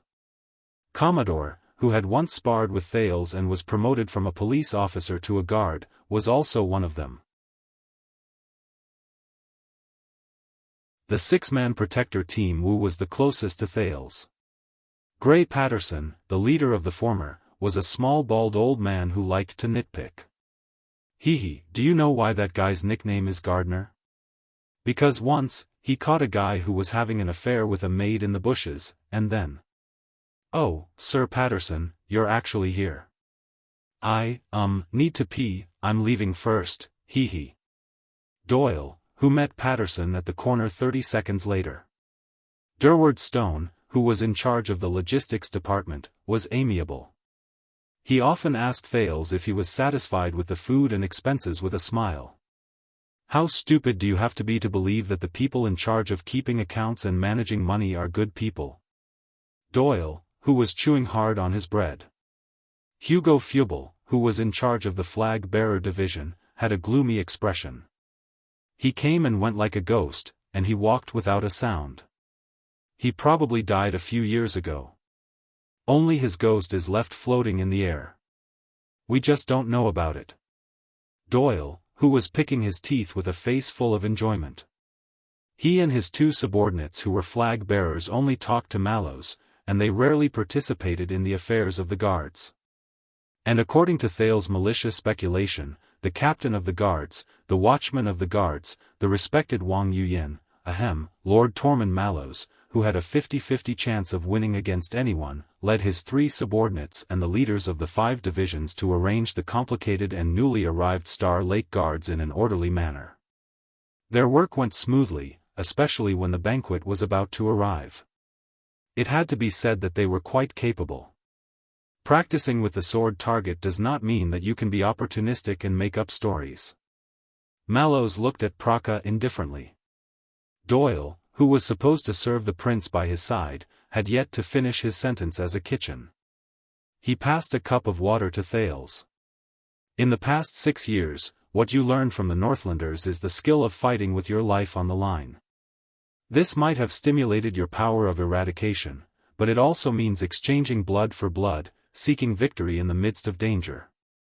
It means that you have to move forward even when you are in a frenzy, and you have to grit your teeth even when your blade is broken. It means that you do not leave a path of retreat, and do not distinguish between the severity of your actions. Half of it is a gamble on luck, and the other half is a gamble on madness. The watchman's gaze focused slightly.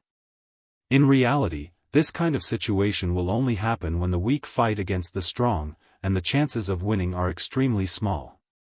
It is a fight with your back against the wall, and if you do not succeed, you will die trying. Thales returned the cup of water to Praka and soothed his sore muscles. But most of the time, you will have a lot of chips in your hands, but you will face complicated enemies and more constraints. You will have a lot of choices, but it will be difficult for you to make them. Mallows narrowed his eyes. At times like this, what you need is not just the will to sacrifice yourself for a moment, but also the actions, habits, focus, calmness, sensitivity, and courage that you have cultivated in your daily training. This is the reason why you are here today. All right, Thales admitted. At least in terms of words, Mallows could still completely crush the Star Killer. Listening to him, as for the rest, battles require meticulous planning and preparation. You must consider all aspects, take every factor into consideration, and be fully prepared. You cannot just muddle through and go wherever you go, Mallows said leisurely. This is the opinion left behind by the former watchman of the guards.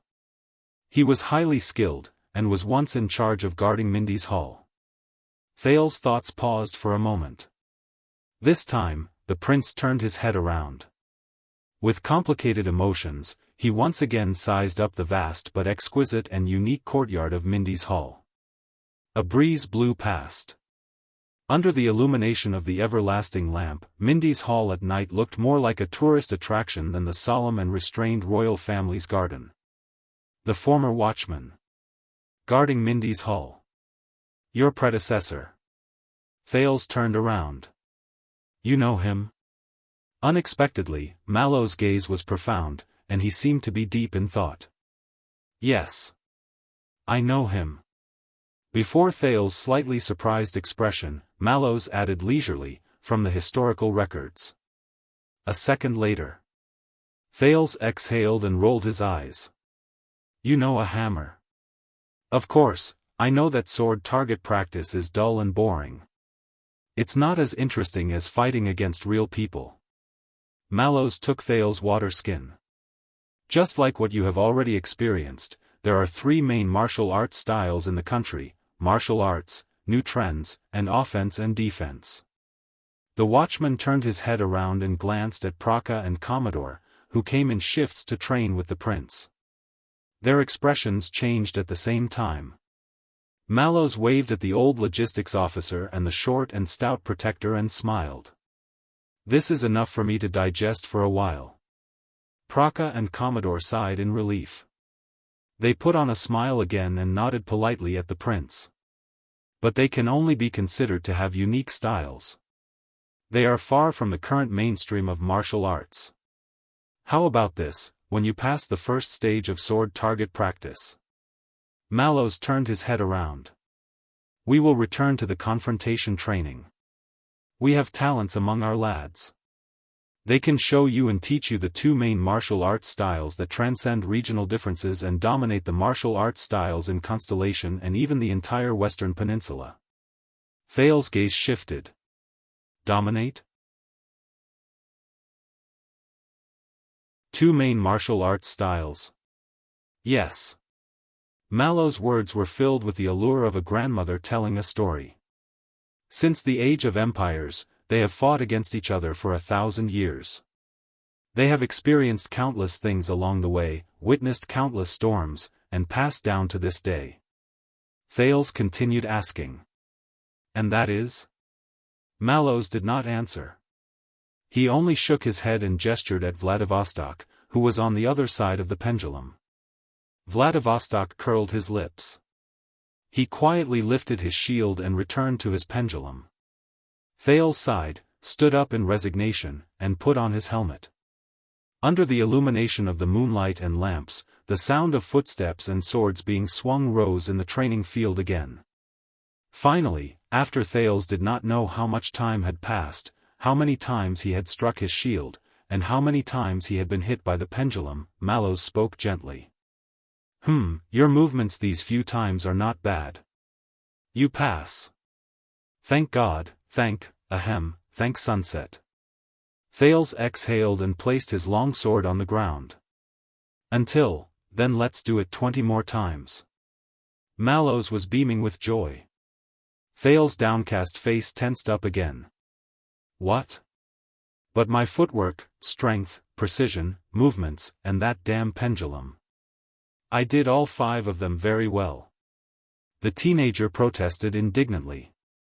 Yes, Your Highness, you did all 5 of them very well. So, to maintain this good condition, Mallows grinned and said, let's consolidate our training a little more. Thales felt that the night was very long. Finally, after 20 standard pendulum thrusts, which included many more failed moves that were not included in the total number, Thales collapsed on the ground in exhaustion. He could only pant. I heard that Wrath of the Sea is a form of improvisation when you are on the verge of life and death. Thales still lay on the ground and did not move. He only raised his head laboriously and tried to change the topic to avoid the next consolidation. And this is the best training method you found for me? To tire me to death? Is it really meaningful in actual combat? Mallows snorted softly and gestured for the others to start packing up.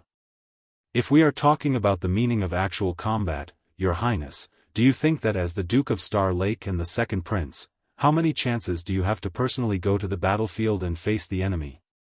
As the Duke of Star Lake and the second prince, the chance to personally go to the battlefield and face the enemy, sitting on the ground, Thales tilted his head and looked at the sky. He frowned and recalled. It seems like, quite a lot. There was sarcasm in Mallows' words. So, according to what you said, why don't you learn how to blow the most piercing whistle and shout, help, in the loudest voice, then wait for others to kill and save you at the most critical moment? Thales twitched the corners of his mouth on the ground. I want to too. In your dreams. Unlike the ancient nobles who personally led their troops and charged at the front lines 1,000 years ago, today, the martial arts class is not for you to become a warrior who can fight against 10 people alone, nor to be a vanguard who personally goes into battle. That is the job of others. Mallows glanced at him. Our job. The watchman's attitude became serious. In the royal family and even most of the high nobles, this class is just for you to know and feel the same. In the past, the warriors who faced death with equanimity by your ancestors' side, and in the future, the brave warriors under you who do not care about their own safety, when they fight for you wave after wave and die for you, you have to know what they have experienced and what they will face. To not forget. Thales exhaled as he lay on the ground. He remembered the bloody scenes of the past, the birch tree forest, Broken Dragon Fortress, Dragon Cloud City, Blade Fang's camp. Thales sighed. Whether you believe it or not, I know more than you, than many people. Mallows walked to his side and appeared in Thales' field of vision upside down. He blocked the stars in the sky. I have no intention of doubting you. But that's not all. The watchman said faintly, all of us, including the royal guards, have sworn this oath and held this belief. If danger comes and war is about to break out, we will sacrifice everything to protect our master. But there is only one person who cannot think this way. His tone suddenly became stern. Thales' expression changed. You. Mallows' tone was indifferent, as if he did not care. You must always think about it and be prepared. When we cannot carry out our duties, or even when we are not by your side, what will you do? Cannot carry out our duties, or even when we are not by our side, for some reason, the dark black prison under the prison of bones suddenly appeared before Thales' eyes. The teenager closed his eyes, then opened them again. Are you talking about when even my closest and most trusted guards betray me and abandon my master? For a moment, the air in the training field seemed to have frozen. The guards on shift were all stunned.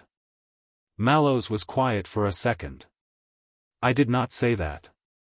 But Thales ignored him. Then, will you? The Duke stared at the captain of his personal guards above his head. Perhaps it is for a better and higher reason, betray me? Vladivostok subconsciously glanced at Mallows. It was not easy to answer. But Mallows only stared at the prince and did not speak for a few seconds. Perhaps it was because it was autumn, or perhaps it was because the temperature in the training field at night was not high, but Thales, who was lying on the ground, felt a slight chill on his back. You should take a bath. Mallows' voice was still indifferent and at ease. Rest early. After all, your welcome banquet will begin in 15 hours. I hope that tonight can help you reduce your anxiety. Yes, welcome banquet. Damn banquet. Thales sighed, and the back of his head fell to the ground again. The guards on shift began to pack up their things. In the distance, a listless figure approached with a limp. Another sturdy figure followed behind him. Are you done? Doyle, who looked exhausted, arrived in front of Mallows. Behind him was the expressionless Glover, who followed him. At least give me a chance to get close to the prince, or else tomorrow, my father. Mallows did not even look at him. He just walked forward. How is it? Doyle looked at Mallows with a lifeless expression. Don't worry. Over the past few days, I have been in the scullery, the warehouse, and the haunted rooms in Mindy's hall that have accumulated dust for hundreds of years. I have been following behind Stone, and I have never left his side. I have even built a good relationship with a group of maidservants, and understood the situation. At least no one can poison the prince and his guests at tomorrow's banquet. Of course, I don't know about the aphrodisiac. Mallows chuckled and ignored Doyle's tactful complaints. I have already finished coordinating with the police station, the regular soldiers of the royal family, and the guards of Renaissance Palace. There are no problems with the arrangement of personnel and posts, even after His Majesty leaves, Glover said coldly behind Doyle. No one can threaten him, much less assassinate him. Mallows was silent for a while. Poison? Assassination? The watchman turned around and looked at Thales, who was lying on the ground and watching the stars. His gaze froze. That's the least of my worries. Today was the 30th of October. It was the day of Holy Pursuit, which commemorated the first defeat of the orcs in human history. It was said that on this traditional festival, the entire world celebrated from Crystal Jade Island to Demon Sea, from Sighing Mountain to Flame Sea. Thales still remembered that this was the day of fat sheep that the child beggars spoke of. On this day, the citizens on the streets would celebrate and parade noisily, not caring about the location of their wallets. It was the cutest. Unfortunately, for Prince Thales, today was no longer the day of fat sheep. Instead, it was his damn welcome banquet for his return to his country. Since he was young, Thales had only attended one banquet. And the experience from that time could not be used as a reference. The dignified Duke of Star Lake could not possibly roll up his sleeves, raise his wine glass, and roar at the guests in Mindy's hall, eat, drink, fight, *CK. Do whatever you want.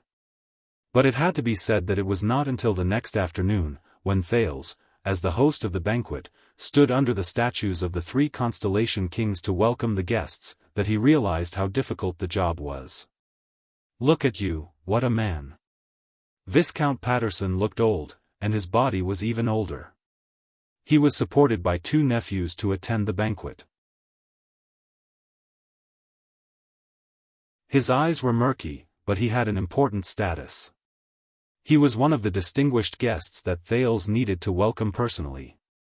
He ruled over the Ford Castle area, which was an important stronghold in the east of Central Territory. He was also a direct vassal of the royal family. He was one of the 7 Jade Star attendants. Among all the important VIPs, he was the first to arrive early. This made Thales, who was in the lounge getting dressed and reciting the banquet procedures and various etiquettes, flustered. He had no choice but to mess up his arrangements and rush out to welcome the Viscount. Viscount Patterson pushed away the 2 nephews who were supporting him with trembling hands, leaned forward, and held Thales' arm firmly. "I still remember, 18 years ago, I sat in the Hall of Stars, and watched your father be crowned king. Now." The old Viscount panted. Glover and Doyle stood nervously by the prince's side. Their knees were slightly bent, and their bodies were leaning forward, as if they were ready to pounce at any moment. But Thales felt that this was not to protect him. They were afraid that the old man, who could not even speak, would fall to the ground and die suddenly. The prince was ruthless and merciless at the banquet. As he chatted and laughed, the old vassal was reduced to ashes. Thales maintained his smile and followed the standard royal etiquette that Gines taught him. He held the old Viscount's hand, which was as thin as a chicken's skin, while maintaining his elegance and amiability. He paid attention to the Viscount's balance at all times, and even asked about his health gently. The Viscount was a little hard of hearing, and his nephews had to repeat the prince's words loudly in his ears several times. Just like how a standard Duke of Star Lake should do. "I know my own body. Your Highness, I will not be able to live for more than a few years. But it does not matter." At that moment, a glimmer of light flashed in Viscount Patterson's murky eyes. "Because, time flies, but constellation remains the same." Thales felt his palm tighten. Viscount Patterson bent down, and with a lot of strength, he pressed his chin heavily against the prince's glove. "The kingdom is young."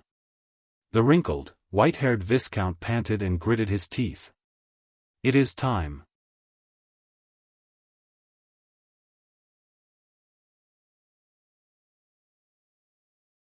Chapter 538.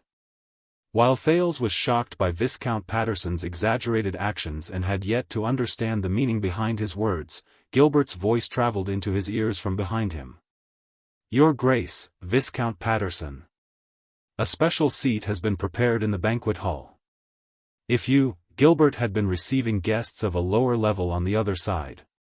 They ranged from the heads of important industries to the invited bureaucrats of the capital. It was obvious that they knew about the sudden situation and rushed over. "There is no need for that, Casso, boy. I came for him." Patterson obviously did not hear Gilbert's words clearly, but it did not affect him from treating Gilbert coldly when he saw him. "Just for him." Viscount Patterson bowed to the prince again. His action was so great that it made everyone in the hall break into a cold sweat. He was then supported by someone to the banquet hall. Thales, Doyle, and Glover all sighed in relief. Gilbert looked at the Viscount's back and sighed softly. Patterson is one of the 7 Jade Star attendants with more of a personality. He disdains to attend many occasions, partly because he is old and has no scruples. But it is clear that it is time for him to think about his descendants. As he looked at Thales' puzzled gaze, Gilbert added, "One of his sons is in your guards." "One of his sons is in your guards," Second Penal Officer Gray Patterson. Thales understood what was going on. The guests arrived one after another. Although most of them were bureaucrats and nobles with lower statuses and Thales did not need to personally welcome them, Mindy's hall was already extremely busy. Mallows and Gilbert were already having a hard time just coming out to receive the guests. Even Viscount Kenny and Count Godwin, who were invited to help and act as half-hosts, had to go back and forth. They did not have time to rest. But unexpectedly, Patterson was not the only one who came early. "Your Highness, the day of holy pursuit is blessed." The guests who came after Patterson did not give Thales the chance to return to the lounge. Viscount Adrian came with his wife, and Thales had no choice but to give up on his plan to rest. He readjusted himself to a radiant state. "You have grown up. You look very spirited and handsome. You have the elegance of King Kessel in the past." Adrian himself was only in his 30s, and he looked young and energetic. However, after cramming for the past few days, Thales learned that the Viscount's family ruled over the fertile and beautiful Swan County and its surrounding areas in Central Territory. He could be said to be the most important member of the 7 Jade Star attendants. Thales did not dare to be negligent in the slightest. He greeted and exchanged pleasantries with them in a pleasant manner. Viscount Adrian stared straight into Thales' eyes. His wife smiled without saying a word. She was quiet and beautiful.